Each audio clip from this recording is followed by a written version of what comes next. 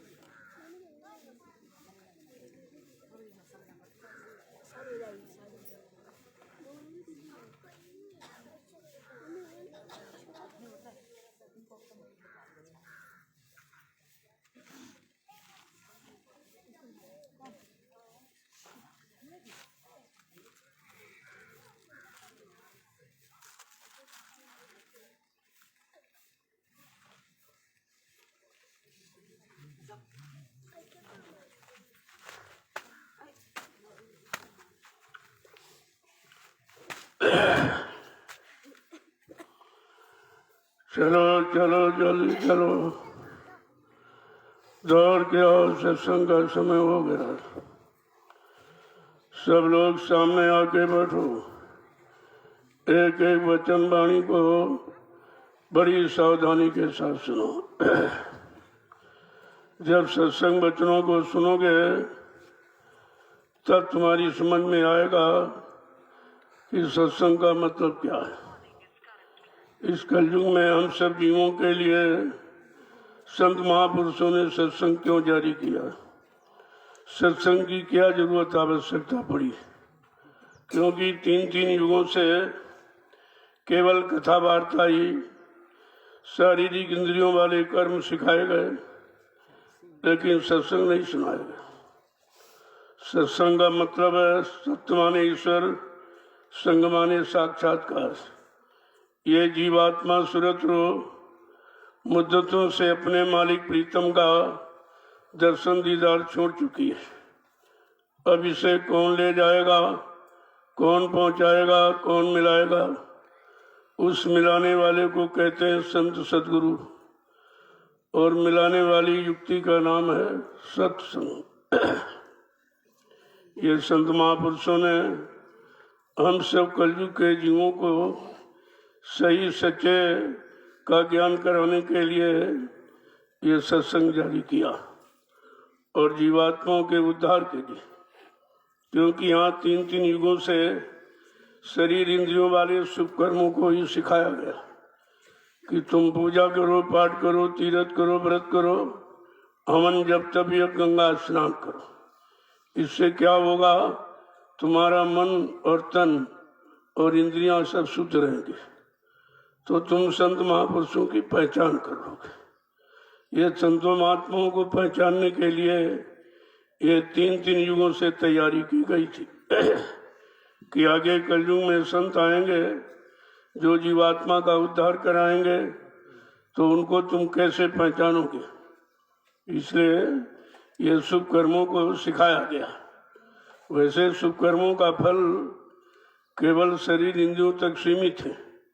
जब तुम पूजा पाठ, तीर्थ व्रत, दान, हवन, जब तब ये गंगा स्नान करोगे तो मान मिलेगा, सम्मान मिलेगा, सामान मिलेगा। अगर आत्मा से भजन करोगे तो भगवान मिलेगा। ये भगवान मिलने वाला, वो सामान मिलने वाला।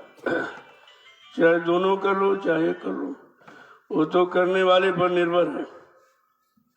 लेकिन अगर संत महापुरुषों ने ये राज न खोला होता तो हमें आपको ये पता ही नहीं चलता कि जीवात्मा कहाँ की रहने वाली है और कैसे इस मृत्यु मंडल पर उतारी गई और कैसे इसको फंसाया गया और किसने फंसाया, किस किस काम में फंसाया, ये कोई जानकारी नहीं होती।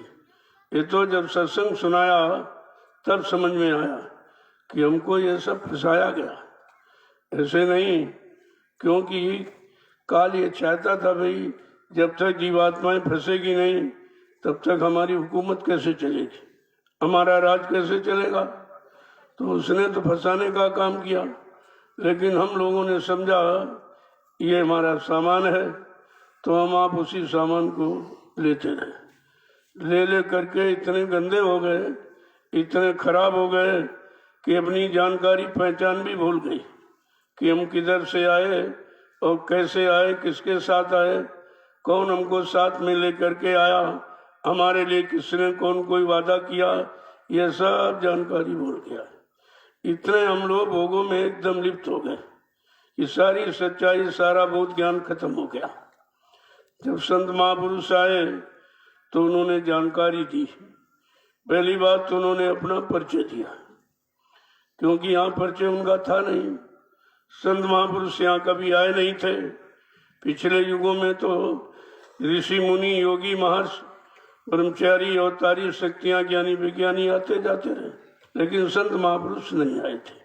सब जब संत आए नहीं थे तो उनकी जानकारी, उनका परिचय भी नहीं था।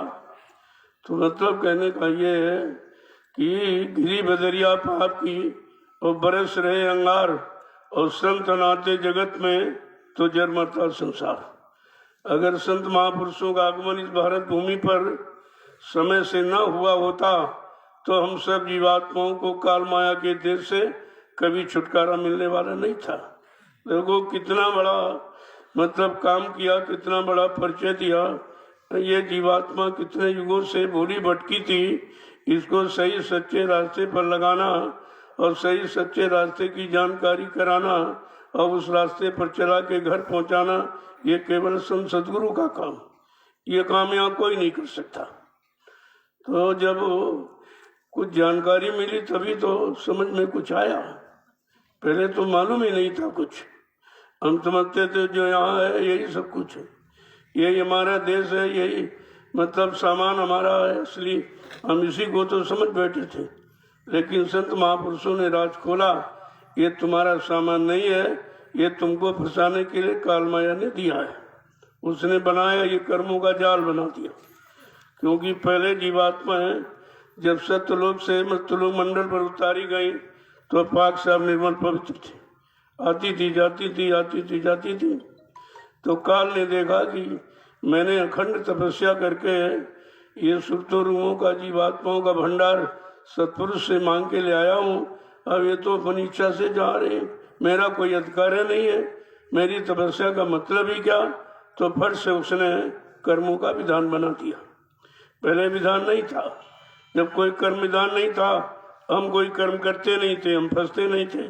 लेकिन जब उसने कर्मों का विधान बना दिया, एक अच्छा एक बुरा, जिसे हम आप पाप पुण्य कहते हो, तो हमने आपने अनुभव के लिए इन दोनों कर्मों को किया कि जरा इनको करके देखें इनमें क्या है। तो कभी अच्छा किया, कभी बुरा किया, कभी पाप किया, कभी पुण्य किया, कभी सुख किया, कभी अशुभ किया। इसी पाप पुण्य कर्मों के जाल में हम आप करके खुद फंसे हो। फंसाया उसने नहीं है, उसने तो फंसाने का जाल बनाया कि जाल में तो हम ही आप फंसे हैं। अब वो संत महापुरुष आए तो कहते भाई चलो चलो चलो अपने घर चलो, अपने घर चलो। तुम्हारा यहाँ घर नहीं है, तुम्हारा यहाँ मालिक नहीं है, तुम्हारा ये देश नहीं है, तुम्हारा यहाँ कोई सामान नहीं है। जब उन्होंने आवाज लगाना शुरू किया, पहले तो जीवों को बड़ा आश्चर्य हुआ, क्योंकि यहाँ ऐसी कोई आवाज तो किसी ने लगाई नहीं थी चलने चलाने की। तो पहले तो शंका में रहे जीव, लेकिन धीरे धीरे जब संत महापुरुषों ने अपना काम बंद नहीं किया, बराबर परिचय जानकारी घूम घूम कर हमें आपको देते रहे।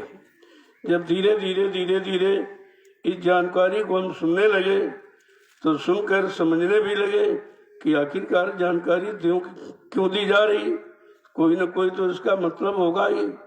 जब बड़े दिनों के बाद ये समझ में आया कि हमारे घर की तैयारी की बात कर रहे हैं, हमको अपने घर पहुंचाने की बात कर रहे हैं, जो काम यहाँ पर किसी ने किया नहीं।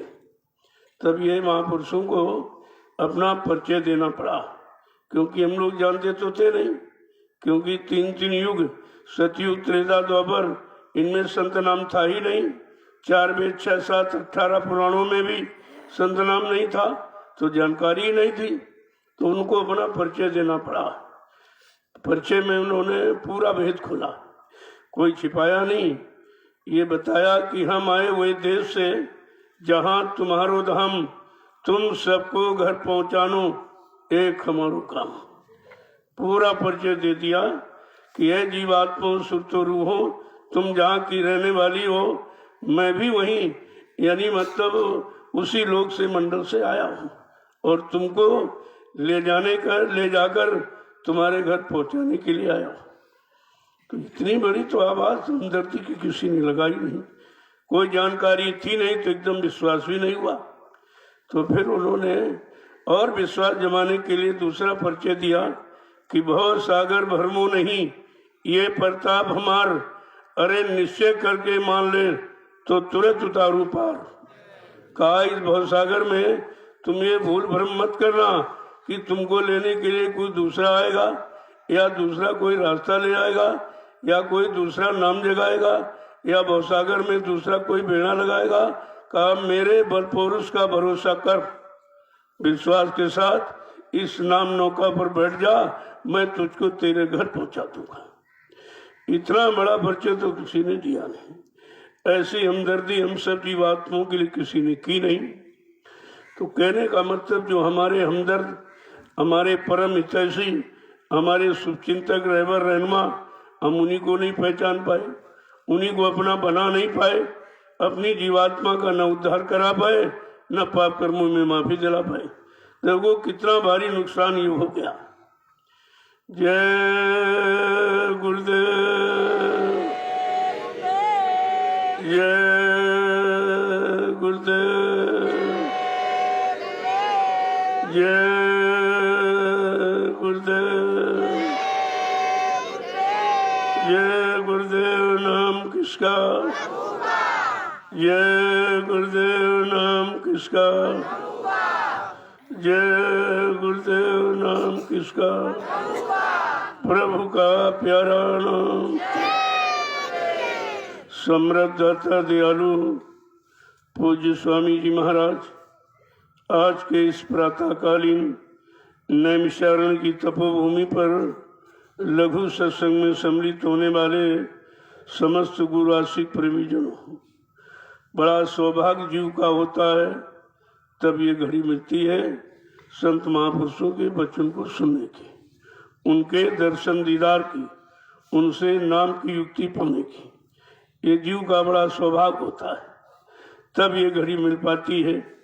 तो निश्चय हमारा आपका सौभाग्य हुआ जो ऐसा समय, ऐसी घड़ी मिली, और हमको बिना बुलाए वो महापुरुष मिल गए और बिना मांगे नाम की युक्ति दे दी, जो किसी ने नहीं दी।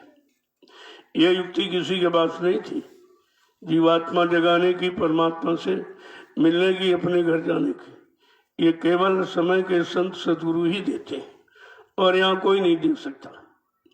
इसलिए उनको अपना जो परिचय देना पड़ा, उस परिचय के आधार पर हमें आपको समझ लेना चाहिए था कि जो हमारे लिए आए, हमारे काम के लिए, हमारी जीवात्मा के उद्धार कल्याण के लिए आए, हमें काल माया के कर्मों के जाल से निकालने के लिए आए, अपने घर पहुंचाने आए, कम से कम अपने मालिक को तो पहचान लें।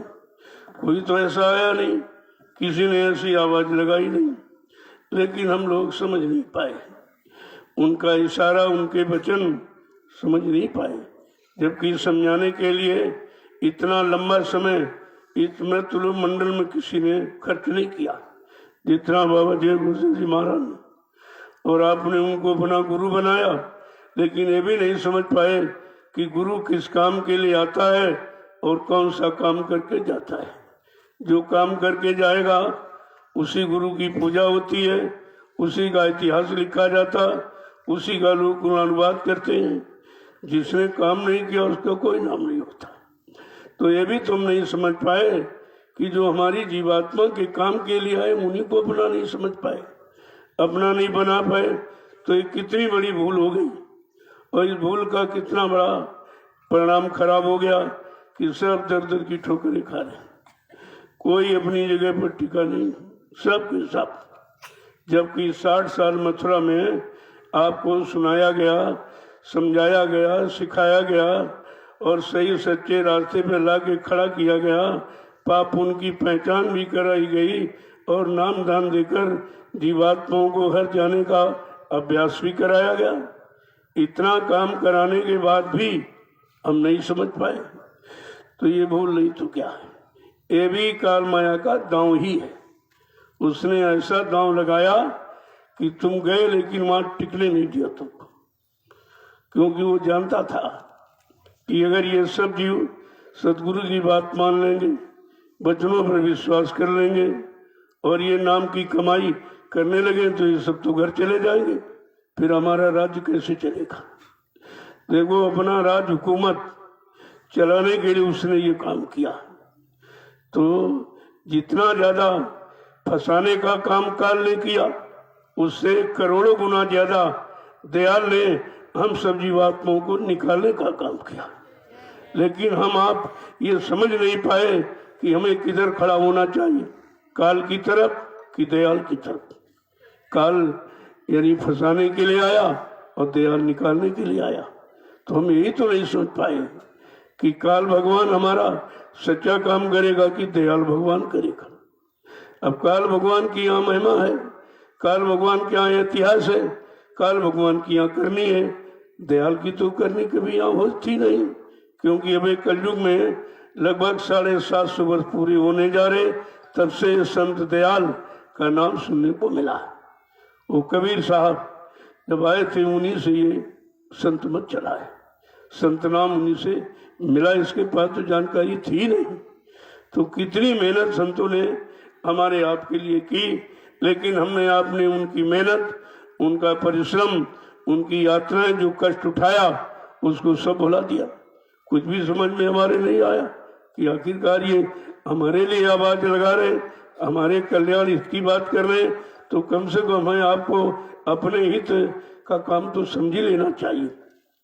जबकि धर्मशास्त्रों में लिखा है, हित अनहित पशु जाना, मानव तन गुण ज्ञान निधाना, कि हित अनहित पशु भी जानता।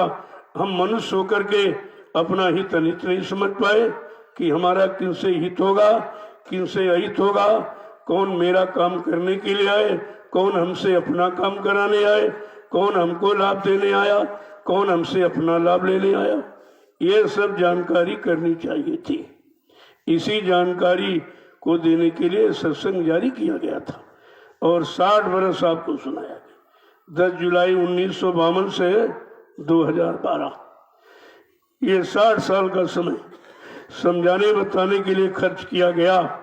लेकिन हम आप समझ कुछ नहीं पाए, न कुछ समझ पाए, न कुछ ले पाए, न उनको अपना बना पाए। तो कितना भारी नुकसान, ये आध्यात्मिक नुकसान, परमार्थी नुकसान, जीवात्मा का नुकसान कितना भारी किया, जो किसी युग में किसी ने बताया ही नहीं था। ये लाभ देने के लिए कोई नहीं आया था। तो एक एक वचन को सावधानी के साथ सुना करो। अगर आपने वचनों को सुना होता तो ये भूल भुलैया में आप नहीं पड़ते। आपका विश्वास अपने सदगुरु से खत्म नहीं होता, उनके वचनों से भी विश्वास आपको नहीं हटता। उनकी शरण और चरण छोड़कर आप अन्यत्र कहीं नहीं जाते। अब ये भी तुम भूल गए, जब से सतगुरु दाता दयालु की शरण और चरणों को छोड़ा है और जहाँ गए हो वहाँ कुछ मिला है? वहाँ है कोई देने वाला? वहाँ कोई तुम्हारी जीवात्मा का कल्याण करने वाला या तुम्हारे किए गए पाप कर्मों को माफी दिलाने वाला कोई है वहाँ? इतनी बात तो समझनी ही चाहिए थी, वो भी नहीं समझ पाए, क्योंकि हमने आपने उनके वचनों को पकड़ के नहीं रखा। कानों ने तो सुना, लेकिन शैतान मन ने स्वीकार नहीं किया। अगर ये वचन मन को पकड़ा देते और मन ही अगर बदल जाता तो आपका काम शुरू हो गया होता अब तक। तो भूल तो बहुत बड़ी हुई। उसी भूल का ये परिणाम है कि दर दर की ठोकरें खा रहे हैं। कहीं इधर जा रहे हैं, कोई उधर जा रहा, कोई उधर भग रहा, कोई उधर भग रहा। चारों तरफ भाग दौड़ मची हुई है और सुख और शांति ये मिलने वाली कहीं नहीं।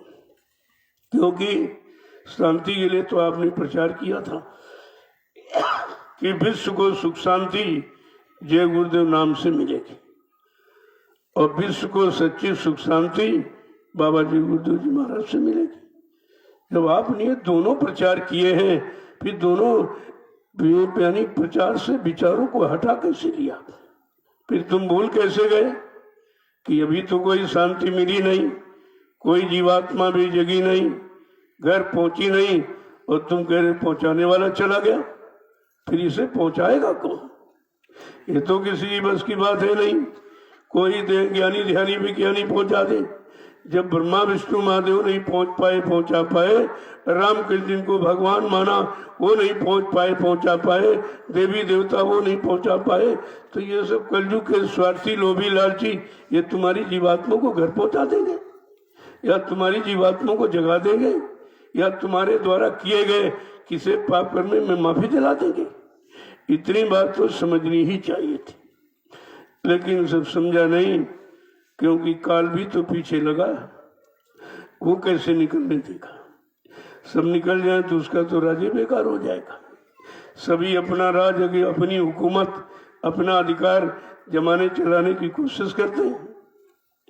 तो उसने इसीलिए संत महापुरुषों ने ये सब सत्संग के माध्यम से आपको चेतावनी पहले ही दे दी कि देखो, काल ने माया को हुक्म दिया है कि कोई जीवात्मा इधर से निकलने न पावे, बहुत मजबूती से फंसा के रखना। और माया ने अपनी शैलियों को हुक्म दे दिया। माया की शैलियां कौन है? जिनको रिद्धियां सिद्धियां कहते हो, अरिमा गरिमा लगिमा प्राकाम ईसुत और वशीकरण, ये 8 सिद्धियां हैं। इनको आदेश दिया कि देखो, जब ये सत्संग में जाए तो इसको सुला देना, इसको नींद आ जाए, और ये मन को इधर उधर भगा देना, वचन न सुन पाए। अगर ये वचनों को सुन लेगा और गुरु पर विश्वास कर लेगा, उनकी शरण और चरण को मजबूती से पकड़ लेगा और नाम की कमाई में लग जाएगा और परमार्थी सेवा में, तो ये सब यहाँ से निकल जाएगी, तो मेरा तो राज खत्म हो जाएगा। तो संत गोस्वामी जी महाराज, जिन्होंने रामचरितमानस लिखा, उन्होंने संत मत के प्रेमियों के लिए इतनी हिदायत थी कि ऐ संत मत के प्रेमियों, जिनको सतगुरु से नामदान मिल गया है, नाम युक्ति मिल गई है, तुम लोग बहुत चेतावनी समझ होश में रहना। तुम्हारे पीछे काल ने बड़े बखेड़े खड़े कर दिए, यहाँ से निकलना बड़ा मुश्किल हो जाएगा। क्या लिखा उन्होंने कि चोर निग्रह ती जानी खगर आया और बिघने अने के करे तब माया।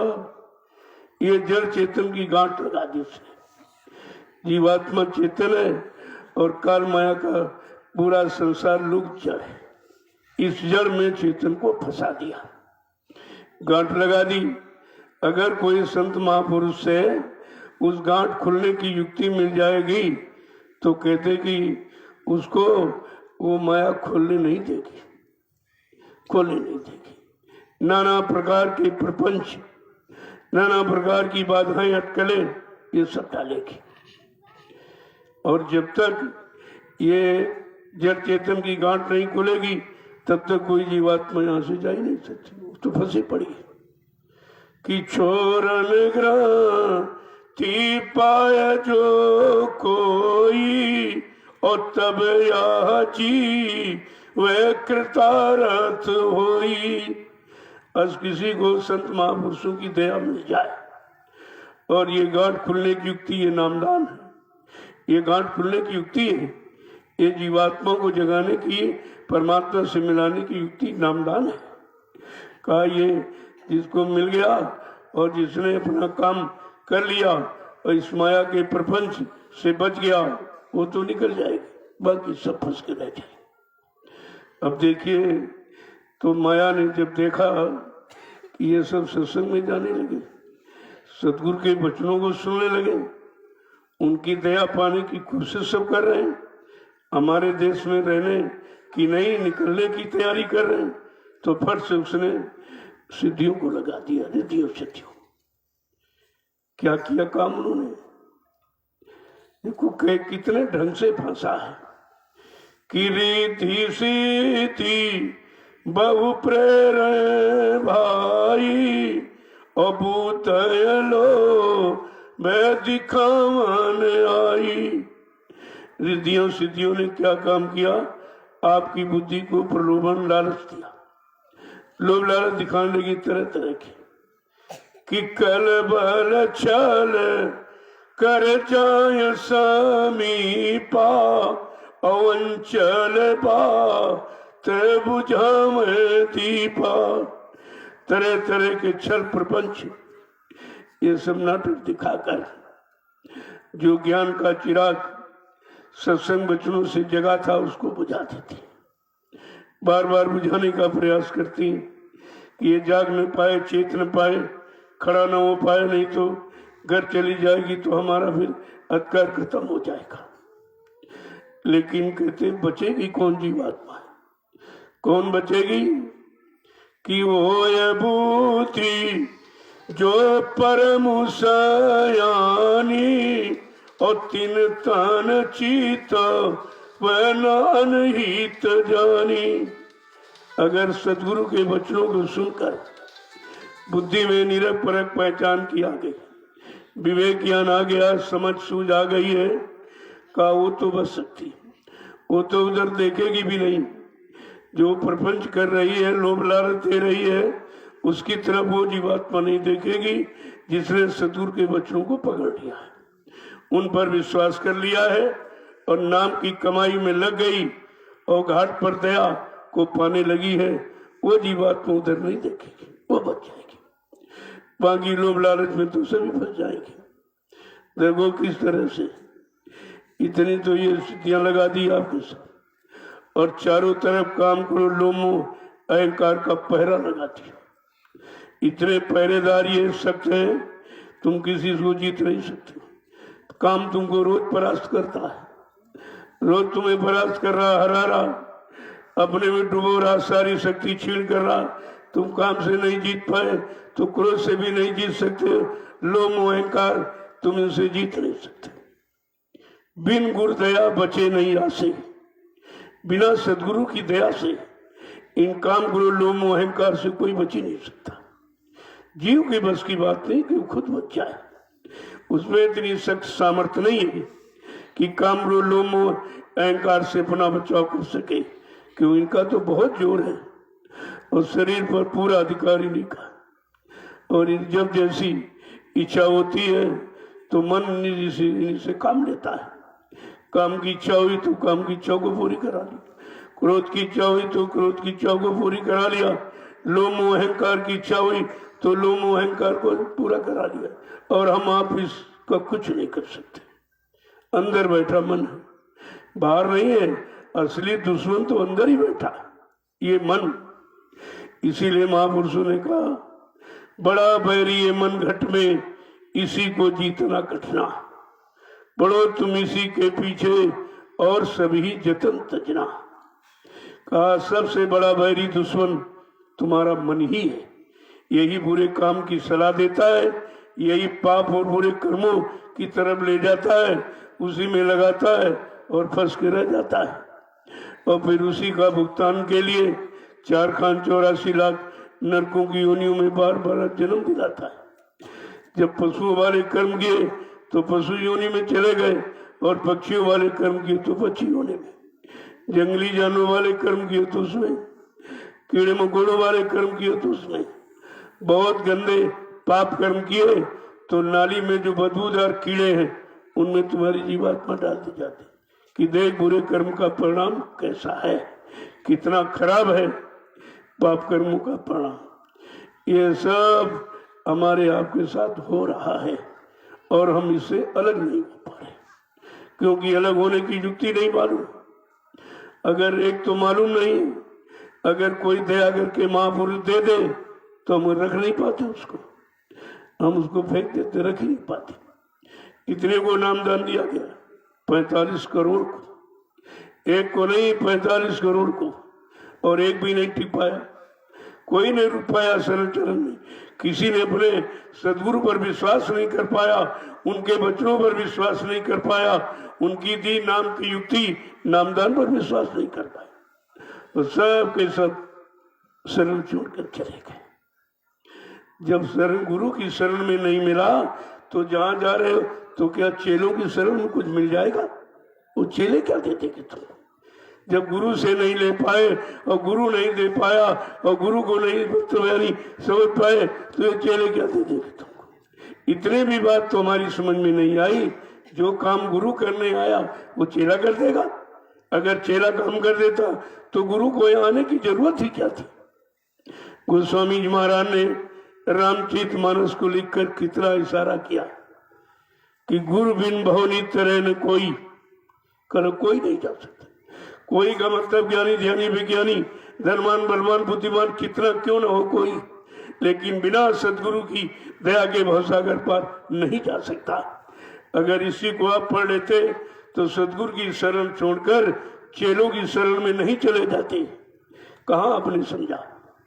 एक भी वचन तुम्हारी समझ में नहीं आया तो जरा 2 वचन महापुरुषों के सुन लीजिए तो आपको विश्वास हो जाए, नहीं तो आप कहोगे ऐसे ही मन से गढ़ करके कुछ बता रहे हैं, कि आप यही समझोगे। तो जरा महापुरुषों के वचनों को सुन लो कि जितने संत महापुरुष आए सबने ही तो इशारा किया, सबने एक ही बात यानी बताई है और एक ही काम करने के लिए सब आए, लेकिन अपने अपने समय में जो जो अधिकार उनको सत्पुरुष ने दिया उतना काम उन्होंने किया। अब यह है कि जगाने वाले सब आए और ले जाने वाला कोई नहीं आया। हाँ, जिसने उनके वचनों को मान लिया, अपने आप को आत्मसमर्पित, जिसे कंप्लीट सरेंडर कहते हो, आत्मसमर्पण कर दिया, सब कुछ अपना सदगुरु को सौंप दिया, उसको तो ले गए। ऐसा नहीं कि गए नहीं, लेकिन आमतौर से नहीं गए। कहा इसलिए जीव जगाने के लिए आए और जो गए तो चले गए, और जो नहीं मान पाए तो मतलब वो बेचारे रह गए। तो कहा कि समय का समर्थ मालिक भूमंडल पर स्वयं आएगा और वो नाम जहाज लेके आएगा। बाबा जी ने क्या आपसे कहा था कि बच्चा इतना बड़ा जय गुरुदेव नाम का जहाज लेके आया हूं कि अगर सारा विश्व मेरे जय गुरुदेव नाम जहाज पर सवार हो जाए तो मेरे जहाज का एक ही कोना भरेगा। तो क्या जहाज खाली चला गया? जो आप कह रहे हो चले गए मर गए, तो क्या जहाज खाली लेकर चले गए?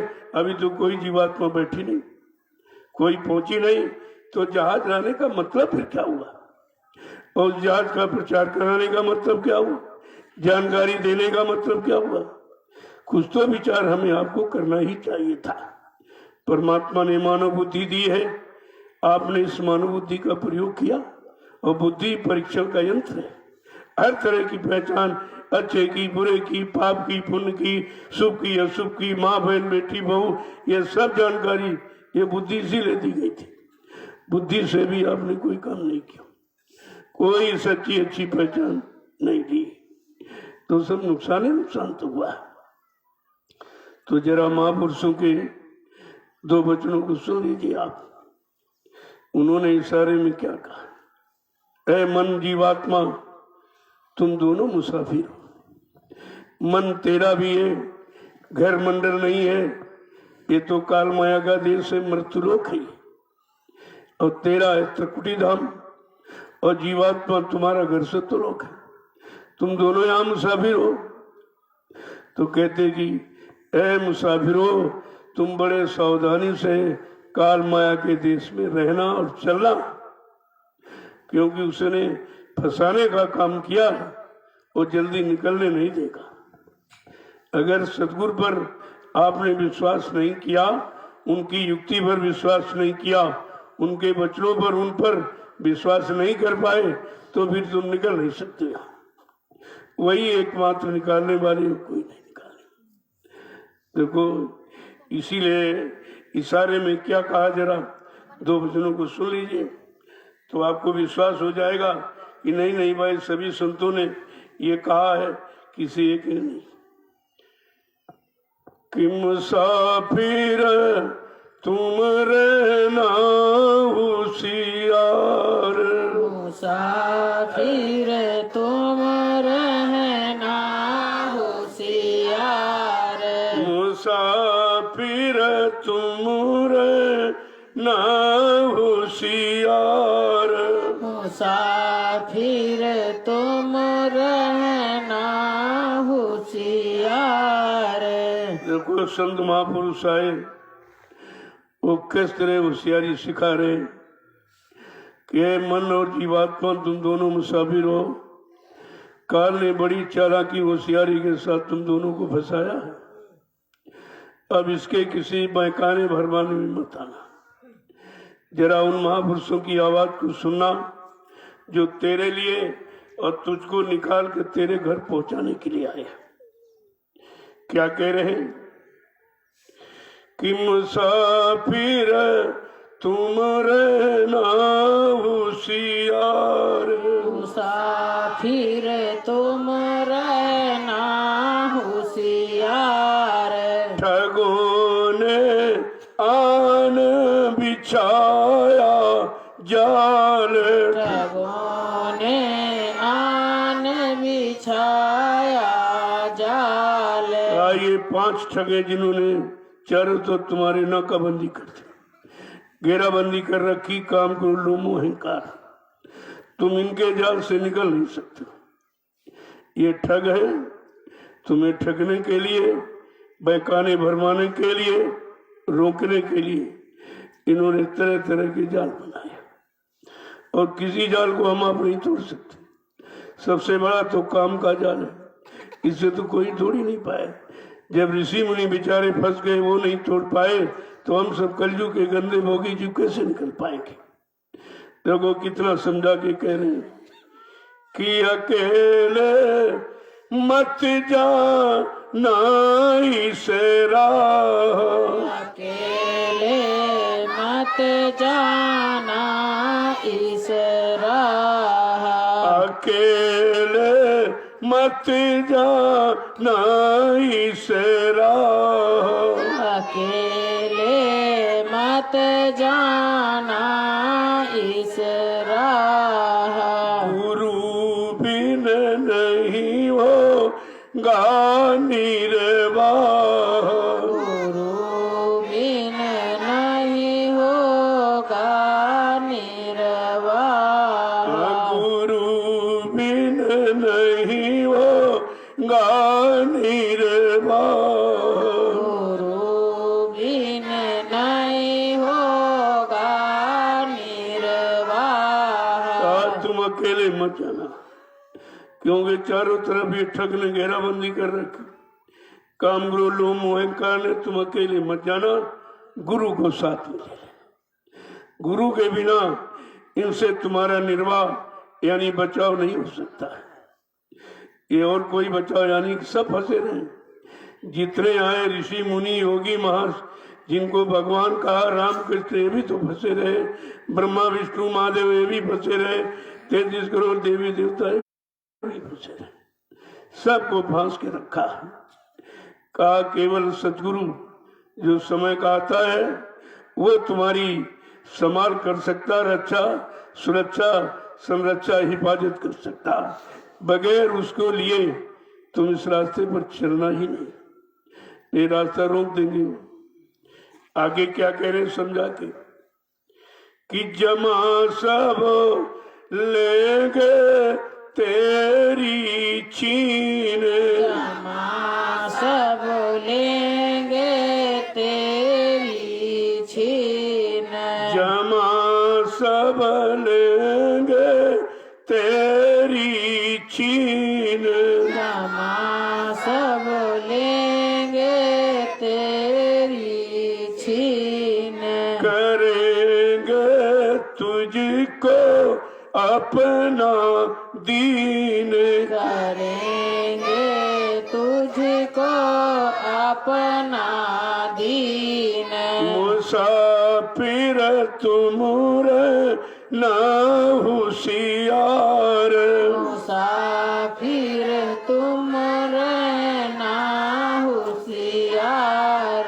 ठगों ने आन बिछाया जाल, ठगों ने आन बिछाया जाल, कहते ये काम करो लो मोहंकार, तुम्हारी जमा पूंजी सब छीन लेंगे। जो कुछ तुमने पुण्य शुभ कर्म किया है वो छीन लेंगे, फिर तुमको अपना गुलाम दास बना के रखेंगे। कहा बड़ी होशियारी के साथ यहाँ रहने की जरूरत है। किसी के राज्य में, किसी के देश में, किसी के हुकूमत अधिकार में तुम मनमानी नहीं कर सकते हो। उसके अधीन उसका गुलाम दास बन के रहना पड़ेगा।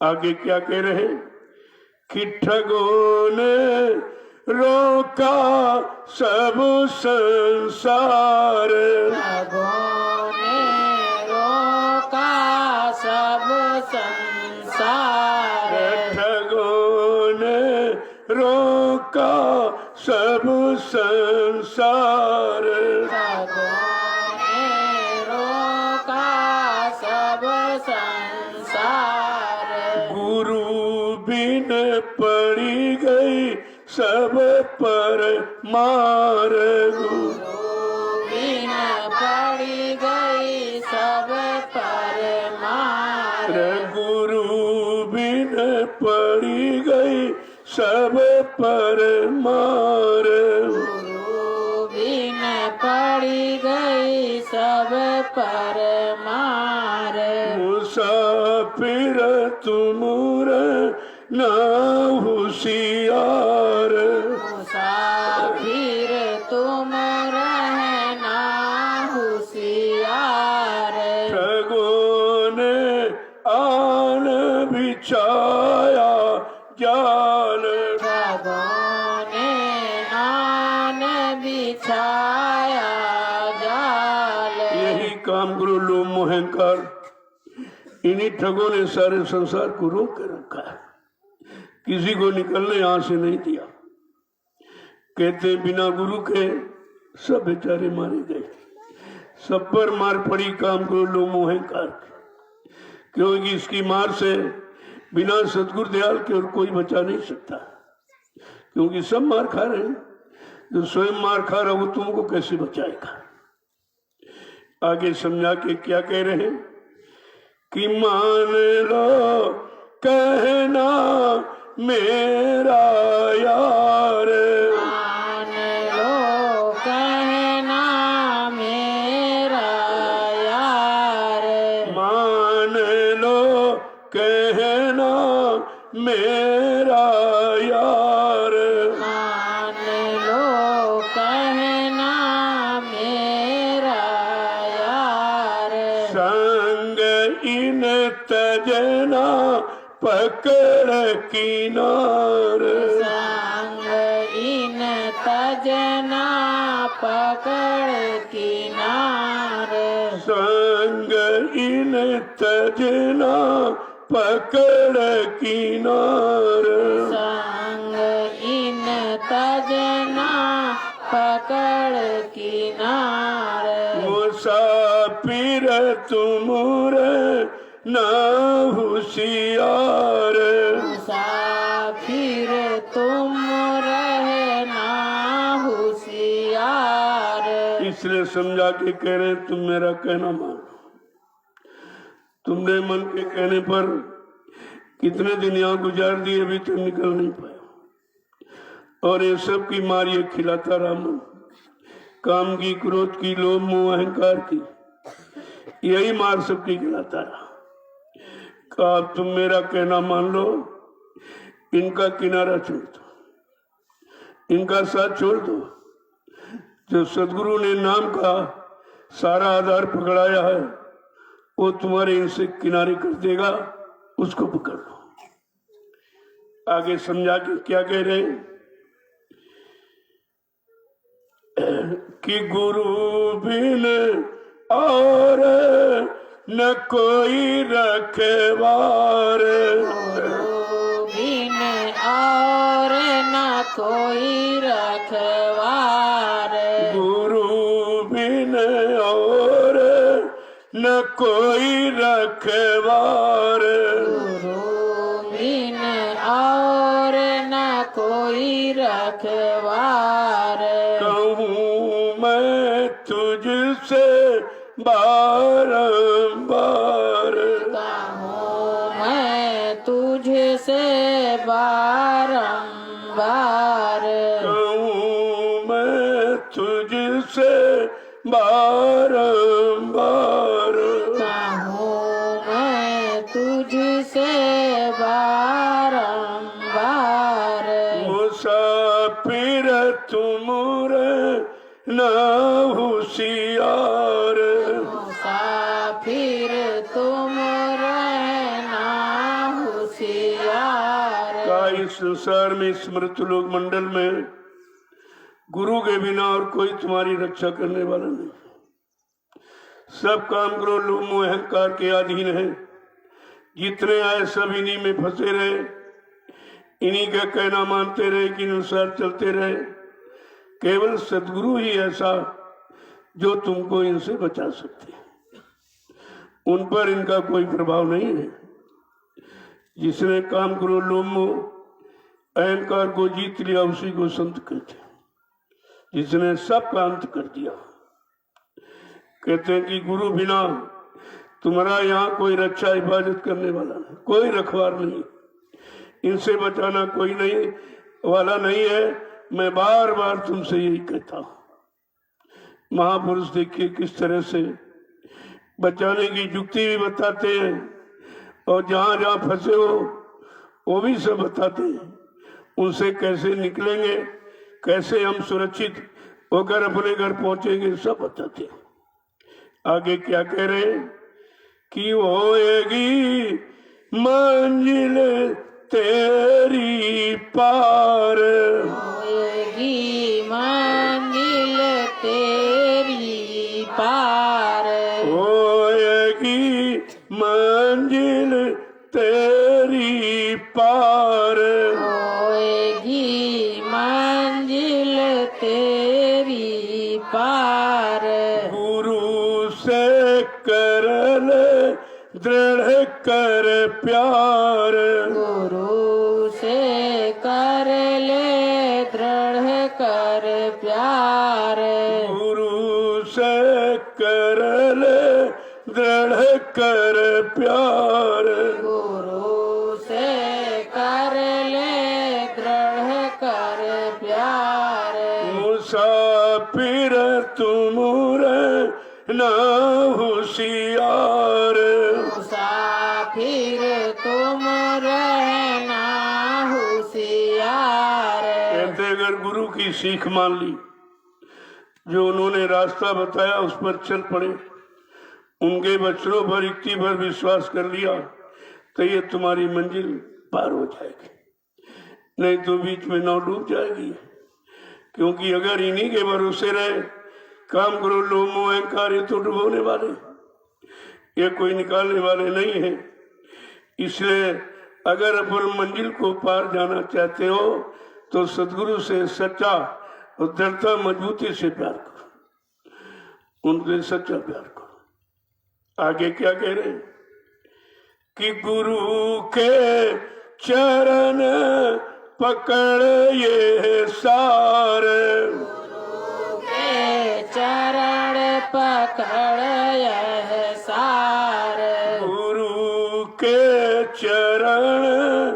पकड़ ये सार, गुरु के चरण पकड़ ये सार, इंद्री भोग भुलावत झाड़, इंद्री भोग भुलावत झाड़, मुसाफिर तुमुर न होशियार, मुसाफिर तुम रहना होशियार। प्रभु कैसी होशियारी सिखा रहे कि गुरु के चरणों को पकड़ लेना मजबूती के साथ, तो वहां तुम्हारा काम कर लो, मुंह कुछ नहीं कर सकता, तो वहां वो जा नहीं सकता। अगर ये सब डरते हैं तो केवल गुरु से, और ये किसी से नहीं डरते, न ब्रह्मा से, न विष्णु से, न शंकर से, न राम, न कृष्ण, न देवी देवता, किसी से नहीं डरते। केवल समय के सदगुरु से उनको डर है, क्योंकि वो जीवात्मा को काल माया के जाल से निकालने आए, काम करो लोमो अहंकार से छुटकारा दिलाने आए हैं, इसलिए उनसे उनको डर लगता है। कहते हैं कि इंद्रिय भोग भुलावत झाड़, जो इंद्रियों का गंदा क्षणिक रस भोग कर रहा, पान कर रहा, ये मन का उससे झाड़ दे, उससे अलग हो जा, निकला, तब भी ये काम हो जाएगा। आगे क्या कह रहे हैं कि यही है ठगिया करते ठगार, यही है ठगिया करत ठगार, यही है ठगिया करते ठगार, यही है ठगिया करत ठगार।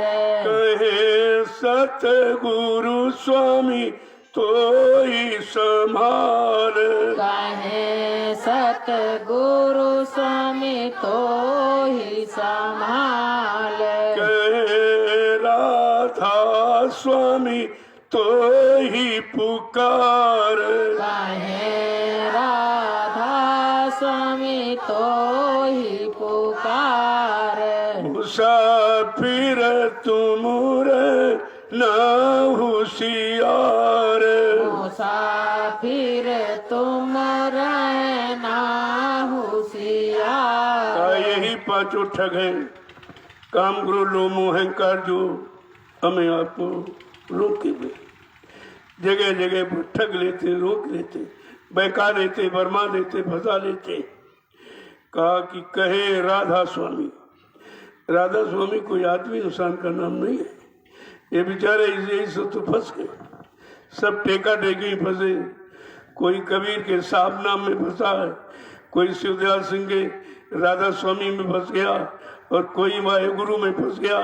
ये बेचारे इस नाम को इंसान का नाम समझते, जबकि जो आया जीवात्माओं को जगाने के लिए, उसने समय से नाम को जगाया है। राधा स्वामी शिवदयाल सिंह महाराज ने नाम जगाया था, उस समय के जीवों को इसी नाम का आधार पकड़ाया था।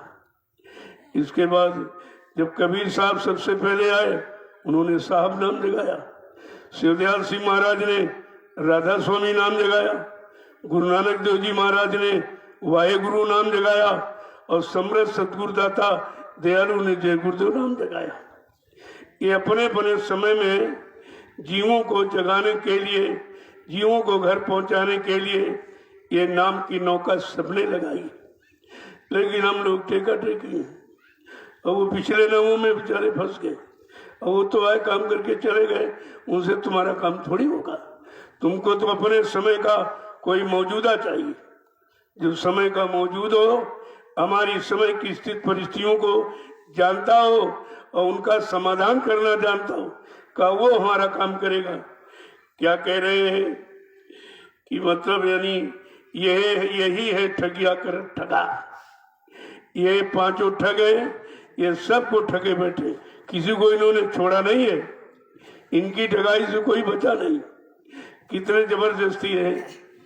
और कहे सदगुरु स्वामी तो ही पुकार, बार बार आवाज लगा के समय के सदगुरु बार बार आवाज लगाते हैं, गुहार बचाते हैं, पुकार कर लगाते हैं कि भाई अगर तुम बचना चाहो तो इनसे पुनः किनारा करो, सदगुरु की शरण को पकड़ लो तो ये तुम्हारे से दूर भाग जाएंगे। काम करो लो मैं छोड़ भगत मैदान, ये मैदान छोड़ के भाग जाएंगे।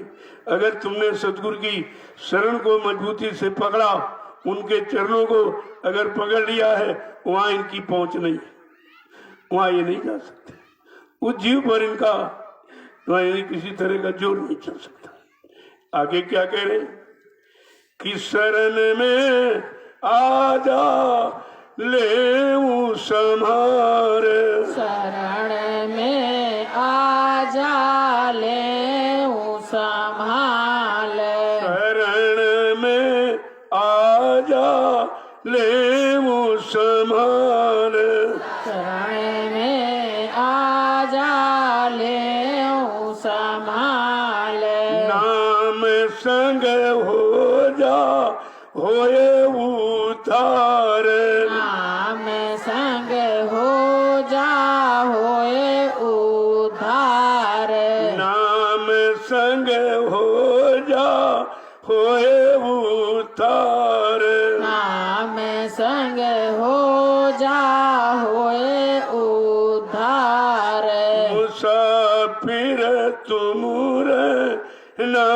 होशियार, मुसाफिर तुम रहना होशियार, ठगों ने आन बिछाया जाल, ठगों ने आन बिछाया जाल, देखो मन जीवात्मा दोनों को जगा के कह रहे हैं, तुम अगर बचना चाहते हो तो मेरी शरण में आ जाओ। सिवाय सतगुरु की शरण के अलावा बचने का इनसे कोई दूसरा रास्ता नहीं। जब ऋषि मुनि तपस्या करके नहीं बच पाए, योगी योग करके नहीं बच पाए, ब्रह्मचारी ब्रह्मचर्य पालन करके नहीं बच पाए हैं, और ज्ञानी विज्ञानी ज्ञान ध्यान करके नहीं बच पाए, तो हम सब कलयुग के गंदे कमजोर जीव कैसे बचेंगे। कहा तुम सतगुरु की शरण में आ जाओ, उनके चरण को मजबूती से पकड़ ले। यहाँ ये काम करो लोम अहंकार का जोर नहीं चल सकता है। देखो कितनी सरल युक्ति हमें आपको मिल गई, उसमें कोई खर्चा आपको नहीं करना पड़ा, कोई दान दक्षिणा रुपया पैसे तो मांगा नहीं जाता। जो जीवात्मा के उद्धार के लिए आया उसने कुछ नहीं मांगा, और जो काल के सामान को यानी रात पर धन दौलत दिलाने फंसाने के लिए आए, उन्होंने कितना पैसा मांगा। तरह तरह की दान दक्षिणा रुपया पैसा घोड़े हाथी रात पर सब दान में ले लिया। सामान देने के लिए सामान आपको देना पड़ा, लेकिन भगवान से मिलने के लिए आपको कुछ नहीं करना पड़ा। मनुष्य शरीर मनुष्य मंदिर बनाया, कोई मंदिर भी आपको नहीं बनाना, कोई मूर्ति नहीं खरीदनी है। जीवात्मा सच्ची मूर्ति इसी मनुष्य मंदिर में बैठी हुई, आपको कोई प्रयास अलग से नहीं करना। कितना सरल तरीका, प्रभु परमात्मा की प्राप्ति कितनी सरल, जिसमें कुछ खर्चा नहीं, और काल के सामान को लेने में कितना खर्चा है। हम इस खर्चे बच्चे की बात नहीं समझ पाए, क्योंकि सत्संग मिला नहीं, वचन आपने सुने लेकिन पकड़े नहीं, वचनों को अपने जीवन का आधार बनाया नहीं, इसलिए आप किसी से बच ही नहीं पाए। न काम से बच पाए, न क्रोध लोभ, न अहंकार, न ईर्ष्या राग द्वेष, किसी से नहीं बच पाए। सबने आपको ठगाया, सबने फंसाया, और हम इनकी चालाकी होशियारी समझ नहीं पाए। जब समय का सदगुरु आया तो उसने सब तरह की जानकारी आपको दी। सत्संग सुना कर कितनी जानकारी आपको दी है, लेकिन अगर उनकी जानकारी को हमने आपने लिया होता, विश्वास करके पकड़ा होता, अपने जीवन में उतारा होता, तो अब तक हमारा आपका काम शुरू हो गया होता। लेकिन किसी ने नहीं लिया, और सब छोड़ के भाग गए।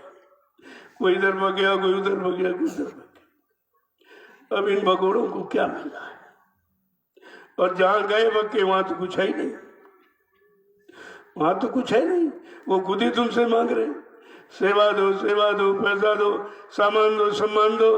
अरे जो तुम्ही से मांग रहा है, मांगने वाला भिखारी होता, भिखारी और देने वाला दाता होता। तुम दाताओं के पास गए कि भिखारियों के पास गए? इतनी भी बात तो समझ में नहीं आई। समर्थ दाता सदगुरु दयाल की शरण चरण छोड़कर भिखारियों की शरण में पहुंच गए। वहां क्या मिलने वाला? वहां तो पहले अपना परिचय दे रहे, ये सेवा दो, ये सेवा दो, ये पैसा दो, ये पैसा दो, ये सामान दो, ये सम्मान दो। वो तो अपना परिचय दे ही रहे, भिखारी अपना परिचय दे रहा। लेकिन आप समझ नहीं पाए हो, जो दाता ने तुमको नामदान दिया, अमोलक धन, ये सबसे बड़ा कोई दान नहीं। नामदान से बढ़कर कोई दान नहीं है, नामदान से बढ़कर कोई दौलत नहीं आया। जो परमात्मा से मिला थे, इससे बड़ी दौलत और कौन है? जो तुमको सम्राट दाता दयालु ने नामदान दिया, उस दाता को तो आपने समझा नहीं, और भिखारियों की शरण में चले गए। ये भी नहीं समझ पाए हो, जब सदगुरु दाता दयालु से नहीं मिला और ये भिखारी भी इन्हीं दाता की शरण में अभी तक पड़े थे, उन्हीं के यहाँ रहते थे, उन्हीं से मान सम्मान सामान लेते थे। आज तुम उनके पास गए हो तो तुम्हें क्या दे देंगे? क्या दे देंगे तुम्हें? हम इतना भी तो नहीं समझ पाए हैं, क्योंकि बच्चों को आपने पकड़ा नहीं। सत्संग इसी बात को समझाने के लिए किया जाता। सत्य संग, अगर सत्य का संग कर लो और सत्य की जानकारी मिल जाए तो ये झूठ छलकपट सब खत्म हो जाए। फिर तुम्हारे साथ कोई हेरा फेरी नहीं कर सकता, कोई तुम्हें ठग नहीं सकता, कोई बहका नहीं सकता, कोई अपने स्वार्थ और लालच के चक्कर में तुम्हें फंसा नहीं सकता। अगर सत्य का संग कर लेते, ये तो तुमने किया नहीं, वो तो आपने छोड़ दिया। उनके बच्चों को भी भूल गए और शरण चरण को भी आपने छोड़ दिया। फिर यहाँ मिलने वाला क्या है? इसीलिए बाबा जी को सब परिचय देना पड़ा कि कहीं जीव बेचारा फंस न जाए और कहीं स्वार्थी लोभी लालची अपने स्वार्थ लोभ लालच के चक्कर में इनको फंसा न ले। इसलिए सारा परिचय उन्होंने खोल के कहा कि मैं किस काम के लिए आया हूं, कि धाम से आया हूं, कौन सा नाम लेके आया हूं। तीनों परिचय दिया। जब किसी पर शंका होती है तो फट से उसका परिचय एड्रेस पूछते हो, जब परिचय मिल जाता शंका खत्म हो जाती। जब समर्थ दाता दयालु ने अपना परिचय दे दिया कि मैं किस धाम से आया हूँ, कौन सा नाम लेके आया हूँ, कौन सा काम करने आया, फिर आपको शंका कैसे रहेगी? तो शंका का तो समाधान होना चाहिए था, लेकिन उन्हीं में शंका की, उन्हीं के बच्चों में शंका, उन्हीं की युक्ति में शंका आपने की, और शंका बड़ी दुखदाई। पहले कितने बार आपको सत्संगों में बताया गया कि शंका बहुत खतरनाक, अगर ये शंका परिवार में आ जाए तो भाई भाई में तुरंत बंटवारा करा देती, उनमें भी फर्क डाल देती। अगर यही शंका पति पत्नी के बीच आ जाए तो कोर्ट कचहरी मुकदमा अदालत तलाक करा देती, ये भी रिश्ते तोड़वा देती है। और इसी ने शंका से बचने के लिए शंका का इतिहास लिखा गया। त्रेता युग का वो विद्वान ब्राह्मण रावण जो 4 वेद 6 7 18 पुराणों को ज्ञाता था, इतना बड़ा कोई ज्ञानी नहीं आया अभी तक। उत्तम कुल पुलस्त कर नाती, शिव बिरंच पूजे वो भांति। इतना उत्तम कुलीन पुलस्त ऋषि के परिवार का, जिसने अखंड तपस्या आराधना साधना से ब्रह्मा विष्णु महादेव को वश में कर लिया था, लेकिन समय के जगाए नाम की शंका से नहीं बच पाया। कौन सा नाम था? जो ऋषि मुनियों ने राम नाम जगाया था। उस राम को भगवान का नाम नहीं माना, और राम नाम लेकर जो शक्ति आई उनको भी भगवान नहीं माना। इसी शंका में सोने की लंका चली गई, शंका में लंका खो बैठा। और तुमने समर्थ सदगुरु में शंका की, इसलिए सदगुरु की दया खो दी आपने। और दया ये रुपए पैसे से मोल नहीं मिलती, और दया ही काम करती। जब दया को हमने खो दिया तो हमारा काम बंद हो गया। जो जीवात्माओं का काम होना था, जीवात्माओं को जगना और घर पहुंचना था, वो काम आपने पुनः बंद करवा दिया। कितना भारी नुकसान आपने शंका करके किया। और निरंतर शंका के बारे में जानकारी सत्संगों में दी गई। कहा शंका जाती कैसे है कि बहुरी काल करिए सत्संगा और तब ही वो इस संशय सब भंगा। बहुत समय तक सत्संग करोगे, सुनो सुनाओ पढ़ो पढ़ाओ नहीं करोगे, तब तुम्हारा शंका संदेह भूल भ्रम चला जाएगा। तो सत्संग आप सुनते रहे, करते कहाँ? अगर करते होते तो करने का अनुभव होता। जो काम आप कर लो अच्छा बुरा उसका अनुभव हो जाता, और बिना किए अनुभव नहीं होता। और अनुभव ज्ञान की जननी है। ये सब आपको जानकारी सत्संग के माध्यम से बराबर दी गई, और इतनी बड़ी जानकारी तो किसी ने दी ही नहीं। इस मृत्यु लोक मंडल का पूरा इतिहास उठा के देख लीजिए, इतनी बड़ी जानकारी किसी ने नहीं जितनी बाबा जी गुरुदेव जी महाराज ने। और आपने उनको अपना गुरु बनाया, लेकिन ये भी नहीं समझ पाए कि गुरु किस काम के लिए आता है, कौन सा काम करके जाता है। जब गुरु की महिमा संत गोस्वामी जी महाराज ने रामचरितमानस के उत्तरकांड में सब लिख के रखा। अगर उत्तरकांड पढ़ लेते तो गुरु की महिमा से वाकिफ हो जाते, पुरुष गौरव गरिमा से कभी अलग नहीं होते, कभी भूलते नहीं आप। लेकिन उसको भी तो आप नहीं पढ़ा, जो तुम्हारे घर में रखवाई गई 550 वर्ष पहले से। आज से नहीं, 550 वर्ष पहले हो गए संत गोस्वामी जी महाराज को आए। उन्होंने ये लिख के रखा था कि आगे आने वाली जनरेशन पीढ़ी कहीं अपने गुरु सदगुरु के विषय में भूल भ्रम में न फंस जाए, कहीं जानकारी न इसको यानी खत्म हो जाए, कहीं ये फंस न जाए और कहीं उनकी दया से हट न जाए, इसलिए उन्होंने पहले लिख के रखा। लेकिन हम लोग इसको पढ़ते ही कहाँ, बांचते हो बांचते, बांचा जाता तो दूसरे के लिए पढ़ा जाता अपने लिए। ये सब बात बात के सुना रहे, ये भाषण स्पीच प्रवचन ये बात बात के सुनाया ही तो जा रहा।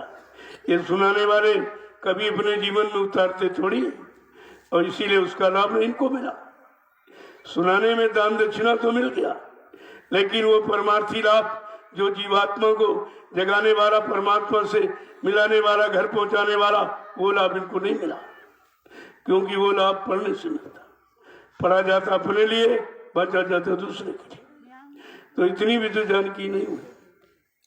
उन्होंने गुरु की पहचान दी थी कि गुरु की सच्ची पहचान क्या।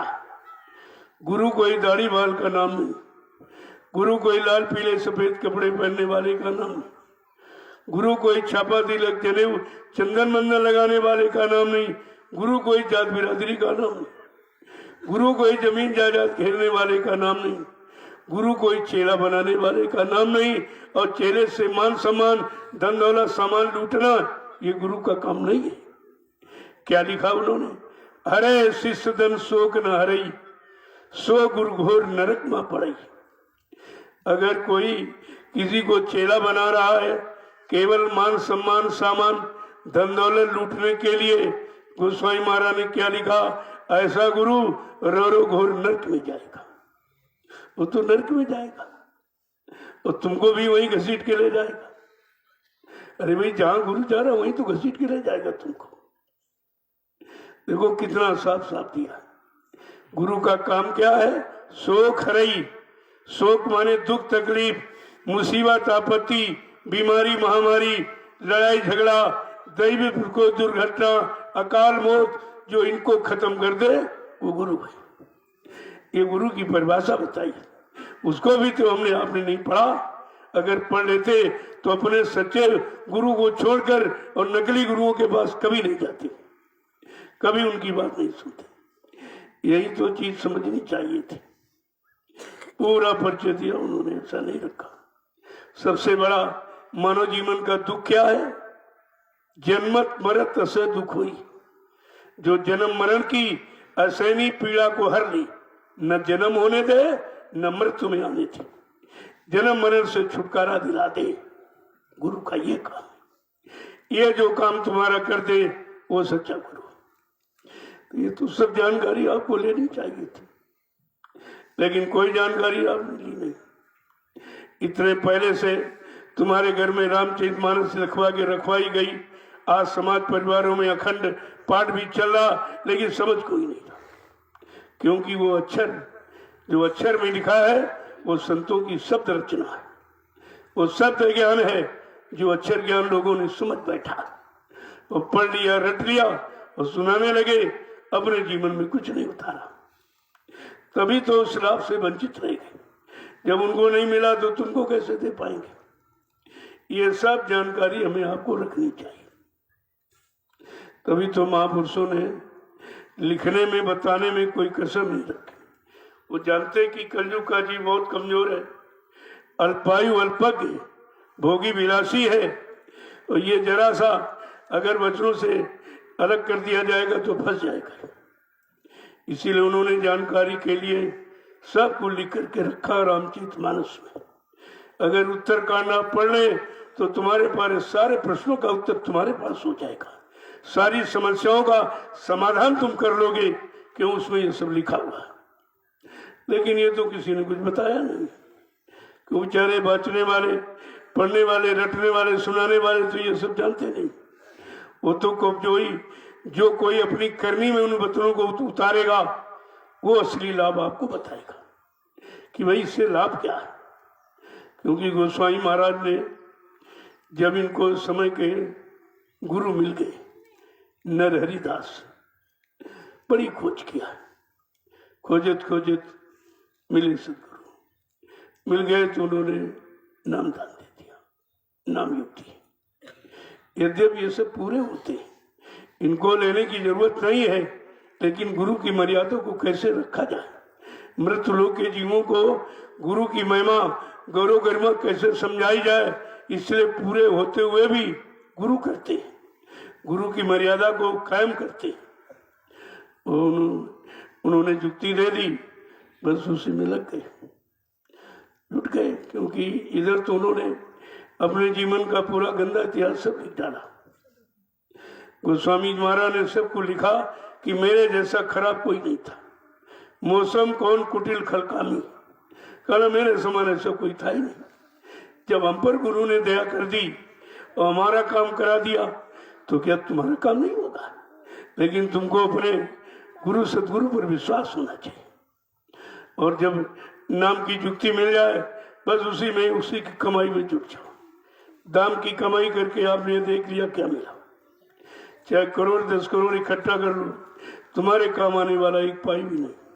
न तुम ले जा सकते हो, न तुम्हारे साथ जा सकता, न तुम्हारे काम आ सकता। और ये नाम की कमाई तुम्हारे साथ जाएगी, न कोई बंटवारा कर सकता, न चोर चुरा सकता।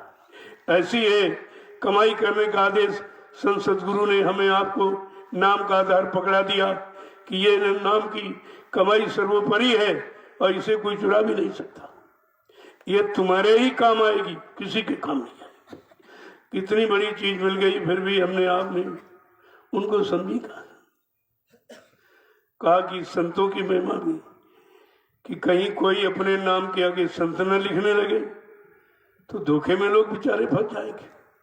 सन 80 में बाबा जी ने क्या कहा था, जो कोई अपने नाम के आगे संत लिखेगा, सदगुरु लिखेगा, भगवान सरकार महाराज लिखेगा, ये सब एक दिन जेल का दरवाजा देखेंगे। क्योंकि ये सब सदगुरु के नाम को बदनाम करना है, क्योंकि ये लिखावट और बनावट सजावट का काम है। ये तो करनी का विषय है, जिसने करनी की है, और वो करनी जीवों को जब वही करनी सिखा देगा तो उनको भी अपने समान बना देगा। ये तो उनका काम है। लेकिन हम लोग इस बात को समझ नहीं पाए, तो गोस्वामी महाराज को लिखना पड़ा कि कहीं कोई अपने नाम के आगे संत न लिख दे और जीव बेचारे कहीं धोखे में फंस जाना जाए, कि उसका लिखा दे करके कहीं फंस न जाए, यही संत है, यही संत है। उन्होंने लिखा, संत सह दुख पर हित लागी। कहना संत दूसरे के हित के लिए, दूसरे को लाभ देने के लिए आते हैं, लाभ लेने के लिए, अपना हित करवाने के लिए नहीं आते। ये पहचान है। ये पहचान पहली पहचान थी, लेकिन हम लोग उस पहचान ही को नहीं समझ पाए। समझ लेते कोई नकली बन करके हमें आप ठग नहीं सकता, लूट नहीं सकता, बहका नहीं सकता था। तो कम से कम वचनों को तो सुनना चाहिए। जब वचनों को सुन लोगे तो तुम बच जाओगे, किसी के यानी बहकाने बरवाने से आप बच जाएंगे। लेकिन सुनते कहाँ है, सुनते नहीं है, समझते भी नहीं है, करते भी नहीं है, अपनाते भी नहीं है, तो फिर लाभ कैसे मिलेगा। जय गुरुदेव, जय गुरुदेव, जय गुरुदेव, जय गुरुदेव। नाम किसका? प्रभु का। जय गुरुदेव। नाम किसका? प्रभु का। जय गुरुदेव। नाम किसका? प्रभु का। प्रभु का प्यारा नाम। जय गुरुदेव। जरा खड़े हो जाइए तो आप लोग। देखो अभी तक नहीं पीछे वाले खड़े हो पाए। जब ये खड़े नहीं हो पाए तो ये चलेंगे कब? चलेंगे नहीं तो ये पहुंचेंगे कब? ये शरीर की 3 स्थितियां, खड़ा होना, बैठना और झुकना। अगर शरीर की तीनों स्थितियों की जानकारी ले लें तो कम से कम शरीर वाला लाभ तो आपको मिल जाए। कहा शरीर किस लिए खड़ा हुआ जाता? संत महापुरुषों की वचन वाणी को करने अपनाने के लिए और दूसरों तक उसकी आवाज पहुंचाने के लिए, इसलिए खड़ा हुआ। और बैठो तो भजन के लिए बैठो, साधना के लिए। झुको वहां जहां कुछ मिले। अभी कोई रुपया पैसा पड़ा फट से झुक के वो उठा लोगे आप, कि जहां कोई कुछ चीज मिले वहां झुकना है। और तुम्हें भी नहीं जानते हो कहाँ झुकना है, कहाँ खड़ा होना है, किस काम के लिए खड़ा होना, बैठना तो किस काम के लिए बैठना। जब शरीर की स्थितियां नहीं समझ पाए हो तो शरीर के अंदर रहने वाली जीवात्मा के बारे में कैसे समझ लोगे? ये दोनों चीजें समझनी। जय गुरुदेव, जय गुरुदेव, जय गुरुदेव, जय गुरुदेव। नाम किसका? प्रभु का। जय गुरुदेव। नाम किसका? प्रभु का। जय गुरुदेव। नाम किसका? प्रभु का। प्रभु का प्यारा नाम। जोर से बोले, सब मिल बोलो, बोलना होगा अभी से बोलो। दुख दर्द हरेंगे, सब कष्ट मिटेंगे, सुख शांति भी देंगे। सबके दाता, सबके मालिक, प्रेम से बोले, ये नाम नहीं इंसान का, ये काम नहीं इंसान का, ये नाम अपना पूरा परिचय दे रहा। कभी ये कलयुग का काम किसी इंसान के बस का नहीं। ये जय गुरुदेव प्रभु नाम के द्वारा होगा, किसी नाम से नहीं। जितने पिछले युग में आए नाम, वो अपने अपने युग का काम करने आए, उस युग के जीवों का काम करने आए थे। तुम्हारा काम उनसे नहीं होगा। इसीलिए सतयुग में योगियों ने हरि नाम जगाया तो प्रहलाद गुरु का काम हो गया, उन्होंने उस काम को नाम को लिया, उनका काम हो गया। और त्रेता में ऋषियों ने राम नाम जगाया, जो उसका कोलमिल बंदरों ने, वो नाम उनका काम हो गया। और द्वापर में कृष्ण नाम जगाया गया तो गोपी ग्वाल वालों ने लिया, देखो उनका काम हो गया। इसी तरह हम सब कलयुग के जीवों का काम जय गुरुदेव समय के जगह प्रभु नाम से होगा और किसी नाम से नहीं। इसी बात को तो समझना चाहिए। इसलिए नाम अपना पूरा परिचय दे रहा। मैं वो काम करूंगा जो किसी युग में जो नाम जगाए गए उनसे वो काम नहीं हुआ, वो काम मैं कलयुग में करके दिखाऊंगा। कहा था जन की जमान पर जब जय गुरुदेव नाम आएगा, सच्ची स्वतंत्रता का मानो तब आनंद उठाएगा। जय गुरुदेव मिटाने वाला स्वयं वही मिट जाएगा। कितना स्पष्ट परिचय आपको दिया गया, लेकिन हम लोग बच्चों को संभाल के नहीं रख पाए, वो भूल गए सब। उसी भूल भुलैया में गुरु भी छूट गया, उनकी शरण चरण सब छूट गई। जो लाभ मिलने वाला था उस लाभ से हम बहुत दूर चले गए, और अभी दूरी बढ़ती ही चली जा रही। इतनी दूरी बढ़ गई कि इनको वापिस आना बड़ा मुश्किल हो जाएगा। कैसे वापिस आए? जानकारी तो सब दी जा रही। जो 10 जुलाई 1952 से 2012 मथुरा में आपको सब कुछ जानकारी थी, और वो जानकारी हमने आपने रख नहीं पाई। तब ये दोबारा मैंने 8 बरस फिर ये पूरे हिंदुस्तान में घूम घूम कर मंच लगाकर मैंने फिर उसकी पुनः जानकारी की जानकारी को समझ लीजिए, सुन लीजिए। ये सब काम हमारे आपके मतलब का है, हमारे आपके हित का है, हमें आपको लाभ देने वाला। फिर भी इन बच्चों को लोगों ने नहीं सुना। 8 बरस बराबर लगातार ये जानकारी मैंने अपने लाभ अनुमान की नहीं दी, अपने कोई निजी बच्चों को बना चुना के नहीं कहा। सतगुरु दाता दयालु के उन्हीं बच्चों की पुनरावृत्ति की जो आपको 60 साल सुनाएगा। तो इतना लंबा समय, 60 बरस वो और 8 बरस ये, 68 बरस आपने जीवन के ऐसे गमा दिए। और अभी समझ में नहीं आ रहा, अभी तो समझ में नहीं आ रहा, ये भी नहीं समझ पा रहे अब कितना समय रह गया तुम्हारे पास। क्योंकि कलयुग में शरीर की उम्र तो 100 वर्ष मिली हुई, उसमें जब अच्छा खान पान, अच्छी संगसोबत, अच्छे कर्म करोगे तो। अगर गंदे खान पान, गंदी संगसोबत, गंदे कर्मों में चले गए तो 50 खेल खत्म हो जाएगा। और उसमें से किसी का 40, किसी का 45, 50, 60, 70 निकल गया। अब कितना समय शेष बचा? 100 वर्ष में गिनती लगा लीजिए आप। अब ये शरीर में रहने का, भोगों में फंसने का, परिवार में उलझने का अब कितना समय रह गया? आखिरकार अपने घर की तैयारी कब करोगे? कब अपने घर की तरफ चलने के लिए आप मतलब तैयारी बनाएंगे? तो ये तो कम से कम समझना चाहिए। और ये सब जानकारी लगा था, अभी आपको कहीं जानकारी नहीं हुई, पूरे हिंदुस्तान में कहीं जानकारी नहीं। केवल नैमिषारण्य की तपोभूमि से ही ये संदेश बराबर जा रहा, पूरे हिंदुस्तान में जा रहा। कोई ये नहीं कह सकता भाई हमको किसी ने बताया नहीं, किसी ने जानकारी दी नहीं। तो ये सब आपको मिल रही है, और उसका कोई खर्चा आपसे नहीं मांगा जा रहा, एक नया पैसा भी नहीं आपको देना। जो पुरानी युग की कहानियां, किस्से जो काल शक्तियों के, वो सुनाए जा रहे, कितना खर्चा लिया जा रहा, उस चर्चा का कितना खर्चा जिससे कोई काम नहीं होना, केवल जानकारी मिलना बस, और जिससे काम होना उसका कोई खर्चा नहीं। और फिर भी तो समझ में नहीं आ रहा कितना सस्ता कर दिया महापुरुष ने। लेकिन दुनिया ऐसी बावरी, कोई ग्राहक न बचा।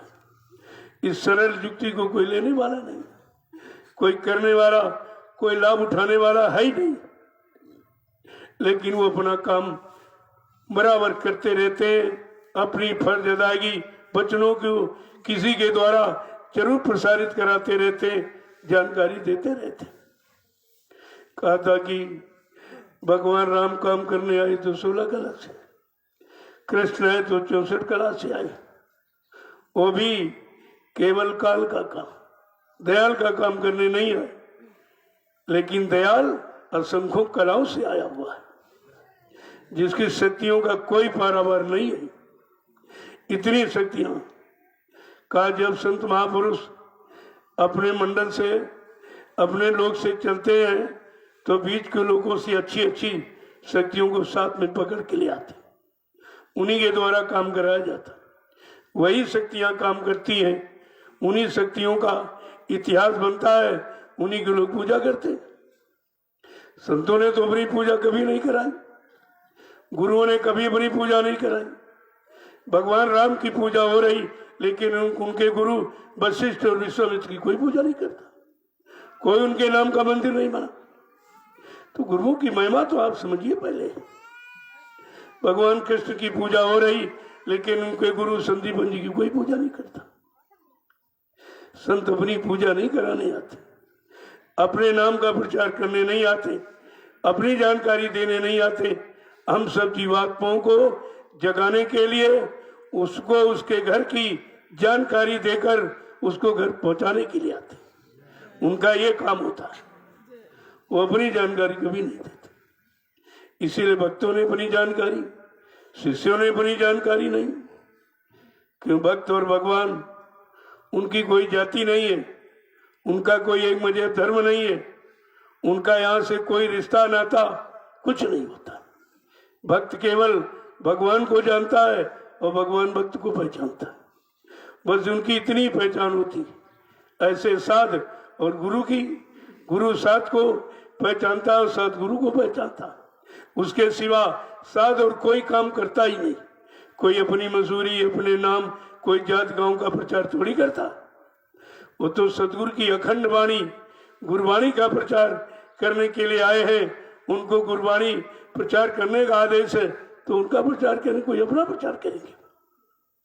लेकिन सांसारिक दुनिया भी जीव बेचारे इस बात को भी नहीं समझ पाते।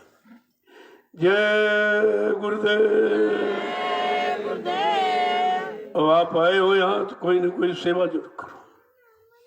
देखो यहाँ बहुत सी सेवा है, ऐसा नहीं, यहाँ बहुत सी सेवा है। अभी यहाँ मिट्टी की सेवा चल रही थी, तो थोड़ी बहुत रह गई हो तो भी पूर्ण करो। ये मिट्टी समझ के मत डालो, क्योंकि एक दिन हमारा शरीर भी तो मिट्टी मिल जाएगा। लेकिन ये शरीर को मिट्टी से मिलने के पहले अगर इस मिट्टी से हमारा काम हो जाए तो कितनी सरल जुक्ति है। क्योंकि जो मिट्टी आप डाल रहे हो, इस पर बैठकर आगे आने वाले भविष्य में कितने लोग भजन करेंगे, कितने सत्संग सुनेंगे, सेवा करेंगे, ये लाभ तुम्हारे खाते में आएगा, क्योंकि आधार आपने बनाया। तो मिट्टी ही नहीं है, इस मिट्टी का बहुत बड़ा काम है। और यही समझना चाहिए था। जो पहले लोग आ गए उन्होंने मिट्टी डाली, अब जो आ रहे इनको भी मिट्टी की सेवा दो, क्योंकि यही सरल सेवा जीव कर सकता है। अरे वही टोकरी उठाई, सिर पे रख दी, इसमें कौन से मेहनत का काम है, इसमें कौन सा खर्चा आप लिया था। लेकिन ये मालूम नहीं है कि जो तुम टोकरी सिर पे रखे हो, इस सिर पर कितने पापों का गट्ठर बांधे रखे हो, तो दिखाई नहीं दे रहा आपको। उस गट्ठर को कैसे उतारा जाए? अगर इस मिट्टी की टोकरी से वो जन्म जन्मांतर का पापों का गट्ठर उतर जाए तो इससे सरल कौन सी जुक्ति है? ये सबसे सरल सेवा। लेकिन बात यह कि समझ में आ जाए तब तो यहाँ तुम सम्मान देखने लगते हो।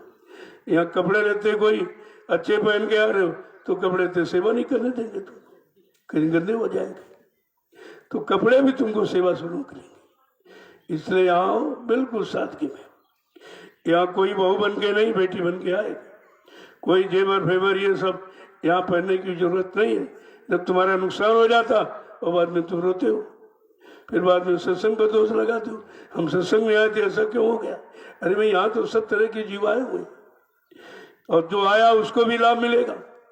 यद्यप है तुम्हारा वो लेन देन, तुमने किसी का छीना है और तुम्हें मालूम नहीं, और तुम्हारा भी छीन जाएगा। यही कौन कम है कि सत्संग में केवल जेवर छीना, तुम्हारी जान नहीं ली। मैं घर में आता जेवर भी ले जाता, जान भी ले लेता। इतना तो बचाओ सत्संग में तभी हो जाता, जान को बचाया जाता है, क्योंकि उनका संबंध जीवात्मा से, शरीर से नहीं है। तो बात को तो समझते थे जीव बेचारे हैं नहीं, क्योंकि समझ इतनी जल्दी आती नहीं है। जब सत्संग सुनते रहो, करते रहो, अपने जीवन में उतारते रहो, तब धीरे धीरे कहीं थोड़ी बहुत समझ आ पाती। जय गुरुदेव, जय गुरुदेव। अब आप लोग वो सेवा देखिए, जो यहाँ जिम्मेदार हैं उनको मालूम है कहाँ कहाँ सेवा, उनसे पूछ लो, उधर आपका निर्माण कार्य हो रहा। देखो पहले वहाँ भी लोगों ने मिट्टी डाली, उनके कर्म कटे, फिर वहाँ लोगों ने मतलब यानी नींव खोदी, उनके कर्म कटे, फिर जो मसाला पकड़ाया गिट्टी, उनके कर्म कटे, फिर उसमें जो इमारत बनाई, उनके कर्म कटे, अब बन करके तैयार हो गई और अभी तैयार कर रहे हैं, उनके कर्म कट रहे हैं। और जो रहेंगे और बैठकर सुमरन ध्यान भजन करेंगे उनके भी कर्म कटेंगे। और तुम्हारे द्वारा बनाई इमारत तो तुम्हारे भी कर्म कटेंगे, क्योंकि तुम्हारी बनाई इमारत में लोग के भजन करेंगे बैठकर। तुम 8-8, 10-10 मंजिली बनाते हो, कोई भजन करता हो उनमें कोई परमात्मा बन सकता? पहले ये भी तो बात को आपको समझना चाहिए। यहाँ जो भी काम हो रहा है सब परमार्थ का, यहाँ अपने निजी स्वार्थ का कोई नहीं। आप यहाँ बना रहे हो तो ये थोड़ी सोचो कि हमारे बच्चे इसमें रहेंगे, कुछ नहीं, केवल आदेश पालन किया और आपने बना दिया और तुम्हारा तो लाभ है ही, लेकिन जो लोग आएंगे और यहाँ बैठ के भजन करेंगे वो भी लाभ तुम्हारे खाते में होगा, क्योंकि इमारत आपने बनाई, पूंजी आपकी लगी है, श्रम और समय और शरीर तीनों की पूंजी। श्रम समय पूंजी आपने लगाई है, उसके द्वारा ये निर्माण हुआ और हो रहा है। इससे कितने लाख लोग लाभ उठाएंगे वो तो आने वाला समय बताएगा। और आप देख ही रहे हो कितने कम लोग थे, धीरे धीरे धीरे धीरे जो भी सुन रहा है देख रहा है वो धीरे धीरे सब आ रहे हैं, क्योंकि इसकी जरूरत तो सबको है। यहाँ तो सबकी जरूरत का काम, यहाँ अपनी जरूरत का कोई काम। ये जितना आप देख रहे हो ये सब आपकी गाड़ी कमाई से बना, मेरा इसमें कुछ नहीं, मेरे नाम यहाँ कुछ नहीं, एक इंच भी जमीन नहीं, ये काम मैं नहीं करता। आपने दिया है, आपके लिए लगा दिया गया। जब मैं पहले निकला प्रचार में तो कोई नहीं निकला, सब डर गए एकदम, सबको शंका हो गई, गुरु मर गए मर गए मर गए, सबको विश्वास हो गया। तुमको अपने गुरु पर विश्वास ही नहीं रहा, उनके वचनों पर, उनके वादों पर, जो प्रतिज्ञा जो की कि कलजू भगाने की और सज्जू लाने की, अभी कुछ नहीं हुआ, न कलजू गया न सज्जू गाया, कहते बाबा जी चले गए, फिर ये लाएगा कौन? ये कौन लाएगा? कलजू भगाने की ताकत किसमें है और सज्जू लाने की शक्ति किसमें? ये दोनों काम ये साधारण व्यक्ति की बस की बात है। सब भूल गए, बेचारे बट गए। तो मैं जब निकला तो कोई नहीं निकला, सब बेचारे डरे, एकदम छिपे बैठे थे घरों में, अपने गुरु पर विश्वास ही नहीं था, इतना डर गए। जबकि गुरबाणी क्या बताती है, शीश दिए गुरु मिले तो भी सस्ता जान। अगर परमार्थी गुरु, आत्मा जगाने वाला, परमात्मा से मिलाने वाला, पाप कर्मों में माफी दिलाने वाला ऐसा समृद्ध सदगुरु मिल जाए, उसके मिलने में अगर अपना ये सिर चला जाए तब भी सस्ता सौदा है। लेकिन सब घरों में छिप के बैठ के कोई नहीं निकला, मैं तो अकेले ही दौड़ता रहा सब जगह। ये 18 मई 2012 की लीला है और मैंने ठीक 10 दिन बाद अभियान जारी कर दिया। 28 मई 2012 ठीक 10 दिन बाद मैं निकल पड़ा। पहले मैंने दिल्ली में जाकर शासन प्रशासन को सूचना दी ताकि ये न कहे कि बाबा जी के बारे में कोई जानकारी क्यों नहीं दी गई, उनको जानकारी। उसी समय फिर मैं एकदम पूरे देश में निकल पड़ा, सब जगह सूचना देता, कार्यक्रम करता, पूरी जानकारी तारीख बाई तारीख बताया। इस दिन बाबा जी ने ये कहा, इस दिन ये कहा था, इस तारीख में ये कहा, अभी तो कुछ हुआ ही नहीं। ये कहते हो चले गए, तो फिर ये काम करेगा कौन? इन तारीखों को सार्थक कौन बनाएगा? इस तारीख की सत्यता को कौन जाहिर करेगा? इतनी बात तो लोगों को समझनी चाहिए थी, लेकिन कोई नहीं समझा। तब भी लोग डराते थे, कहते तुमको गोली से मार दिया जाएगा, वो 2 लोग हैं, सारी संगत उधर है, सारा पैसा उनके पास, आश्रम उनके पास, जमीन उनके पास, प्रशासन उन्हीं का है, तुम्हारे पास कुछ नहीं। हमने कहा मेरे पास कुछ नहीं, मेरे पास मेरा गुरु है, ये सबसे बड़ा।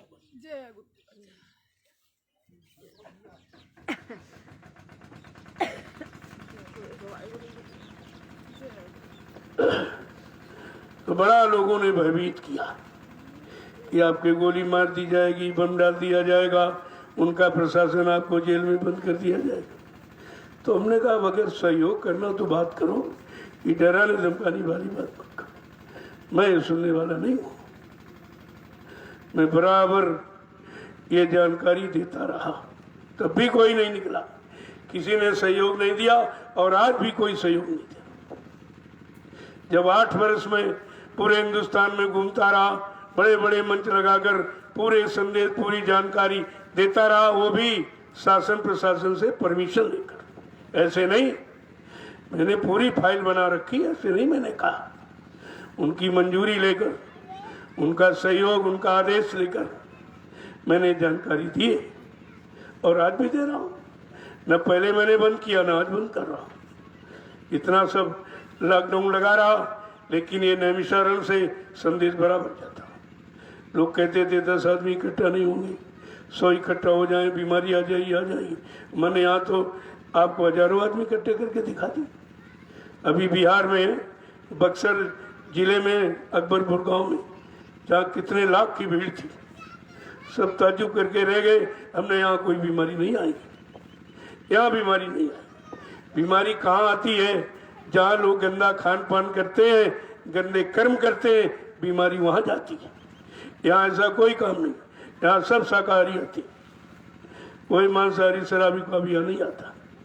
तो कम से कम विचार तो करना चाहिए लोगों को कि आखिरकार इतना बड़ा डर पूरे विश्व में मच गया, लोग सब डर गए। आखिरकार नैमिषारण्य की तपोभूमि पर ये ऐसा काम क्यों हो रहा?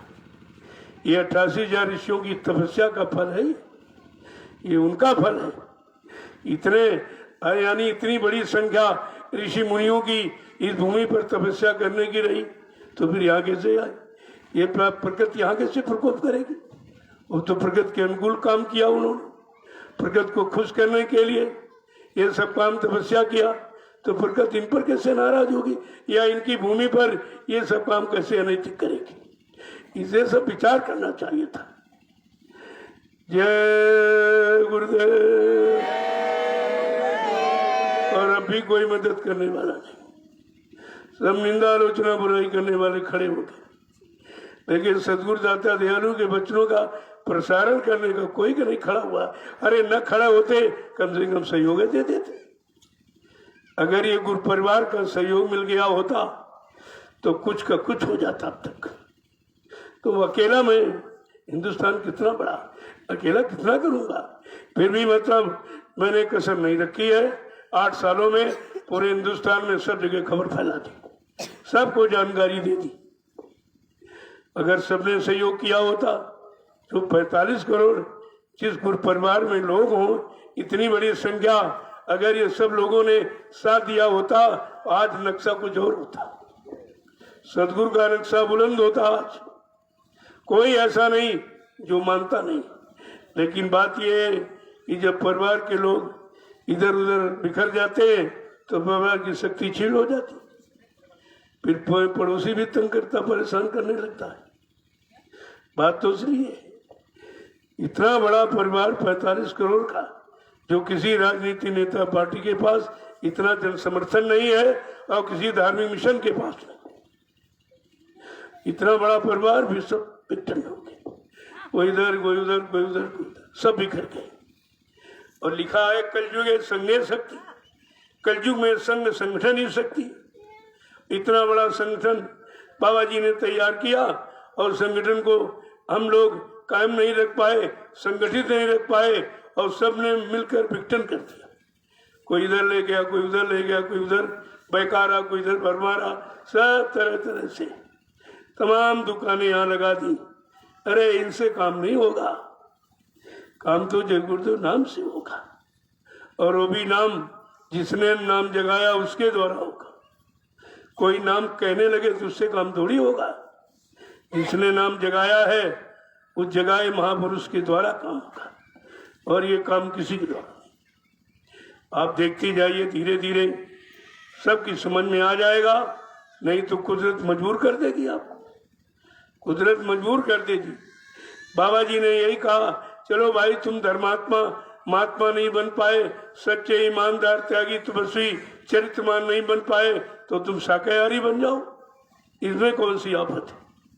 और लोग शाकाहारी भी नहीं बन पाए, वो भी नहीं बन पाए। कहा अगर तुम शाकाहारी बन जाओ तो मैं कुदरत से माफी करा दूंगा, कुदरत माफ कर देगी तुम। और जब ये प्रचार हुआ तो और जोरदारी मच गई, खाने पीने में, काटने में, हिंसा में, यह सब मतलब यानी इतनी जोरदारी भरमार कर दी। अब जब जीवों की हिंसा करोगे तो जीव कोई तुमने बनाए? किसी इंसान विज्ञान का बनाया कोई जीव है? जीव तो भगवान के बनाए, ये प्रकृति की व्यवस्था है। और किसी की व्यवस्था में जब बाधा डालोगे तो व्यवस्थापक खुश होगा कि नाराज होगा। जैसे तुम्हारी व्यवस्था परिवार की है, बाल बच्चे हैं, पति पत्नी भाई बंधु बिरादर, तुम्हारे पति पत्नी बाल बच्चों को, परिवार के लोगों को कोई मारे काटे सताए अपमानित करे तो आप खुश होगे कि नाराज होगे। ये कुदरत का परिवार है। इतने जीवों को निर्दोष बेगुनाह काटा मारा जा रहा, ये सब पाप का गाड़ी तो भर रहा, उभर जाएगा तो फूटेगा जरूर।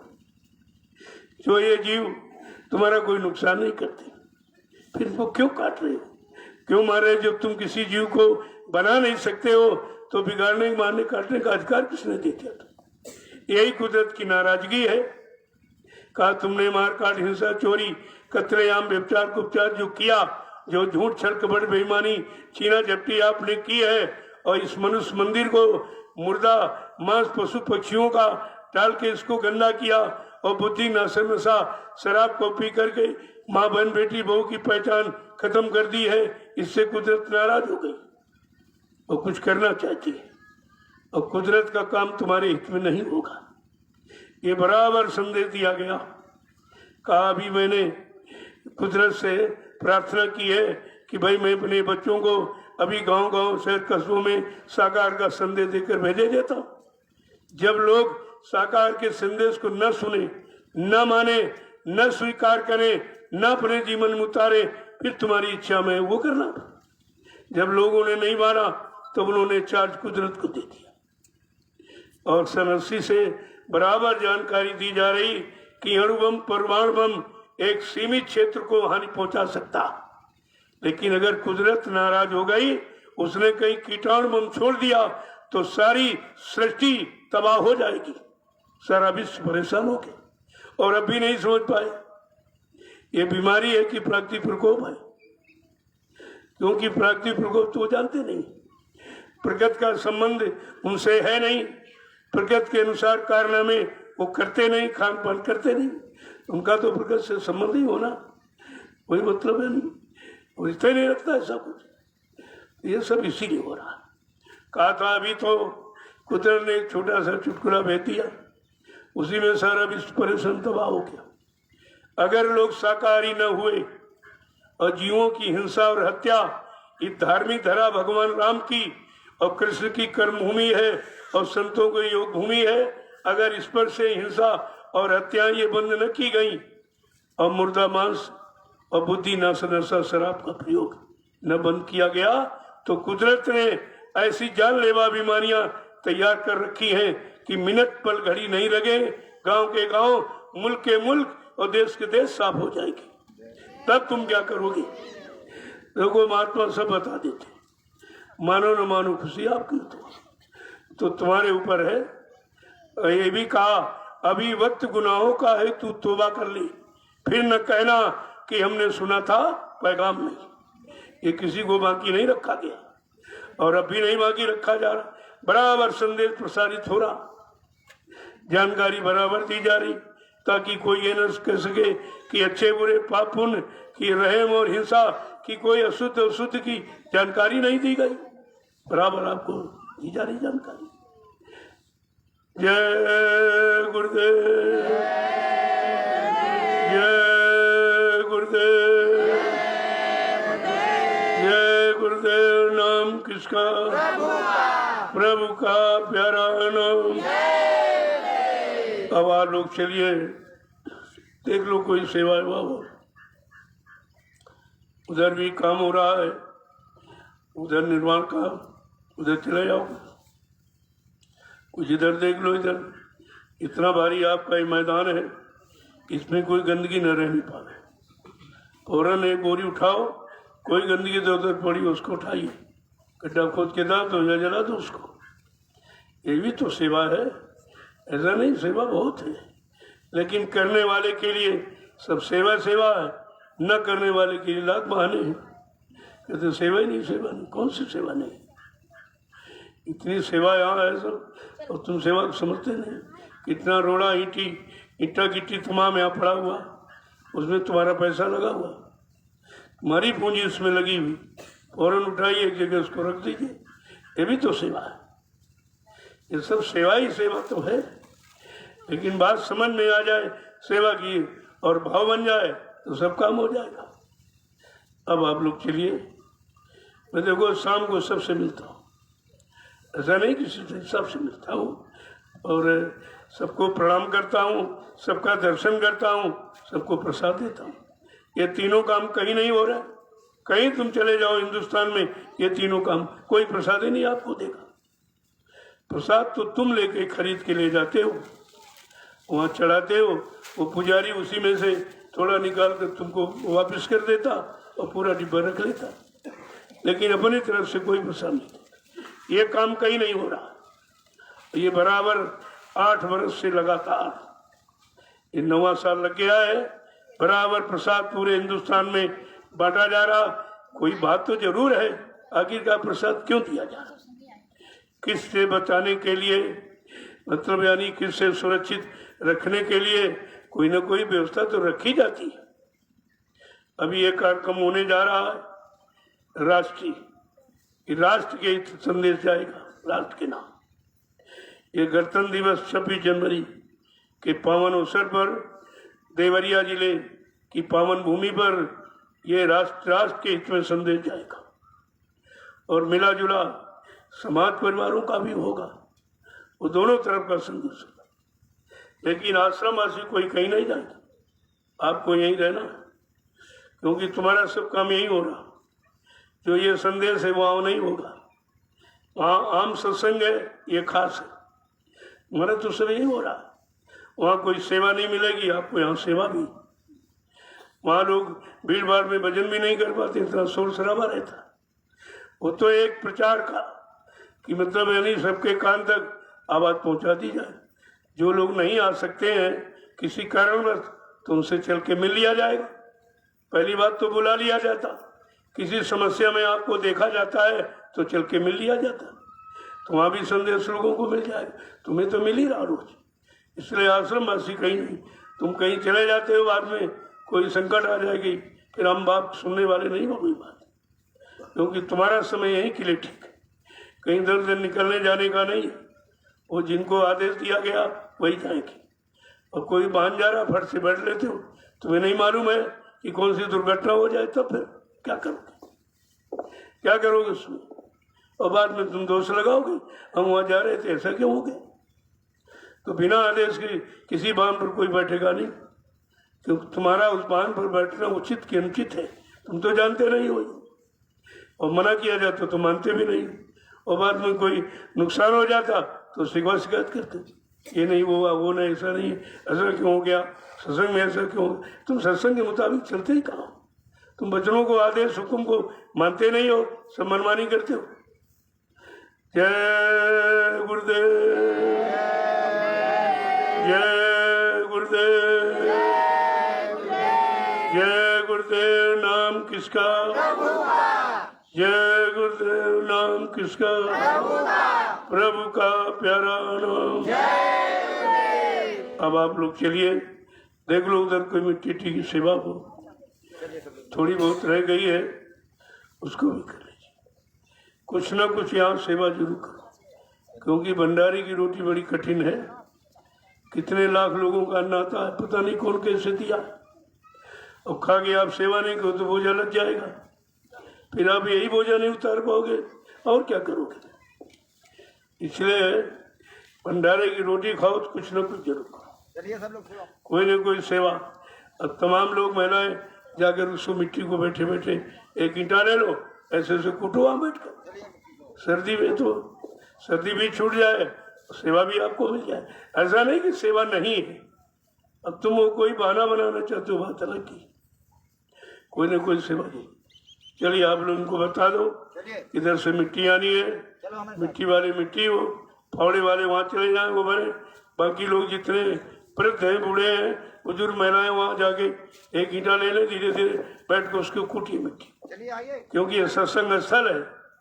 यहाँ पर बैठ के लोग सत्संग सुनेंगे, भजन करेंगे, आपको लाभ मिलेगा उसका। तुम तो रोज यहाँ आओगे नहीं, लेकिन जो रोज आएंगे सत्संग से, उसका लाभ तुमको रोज मिलेगा।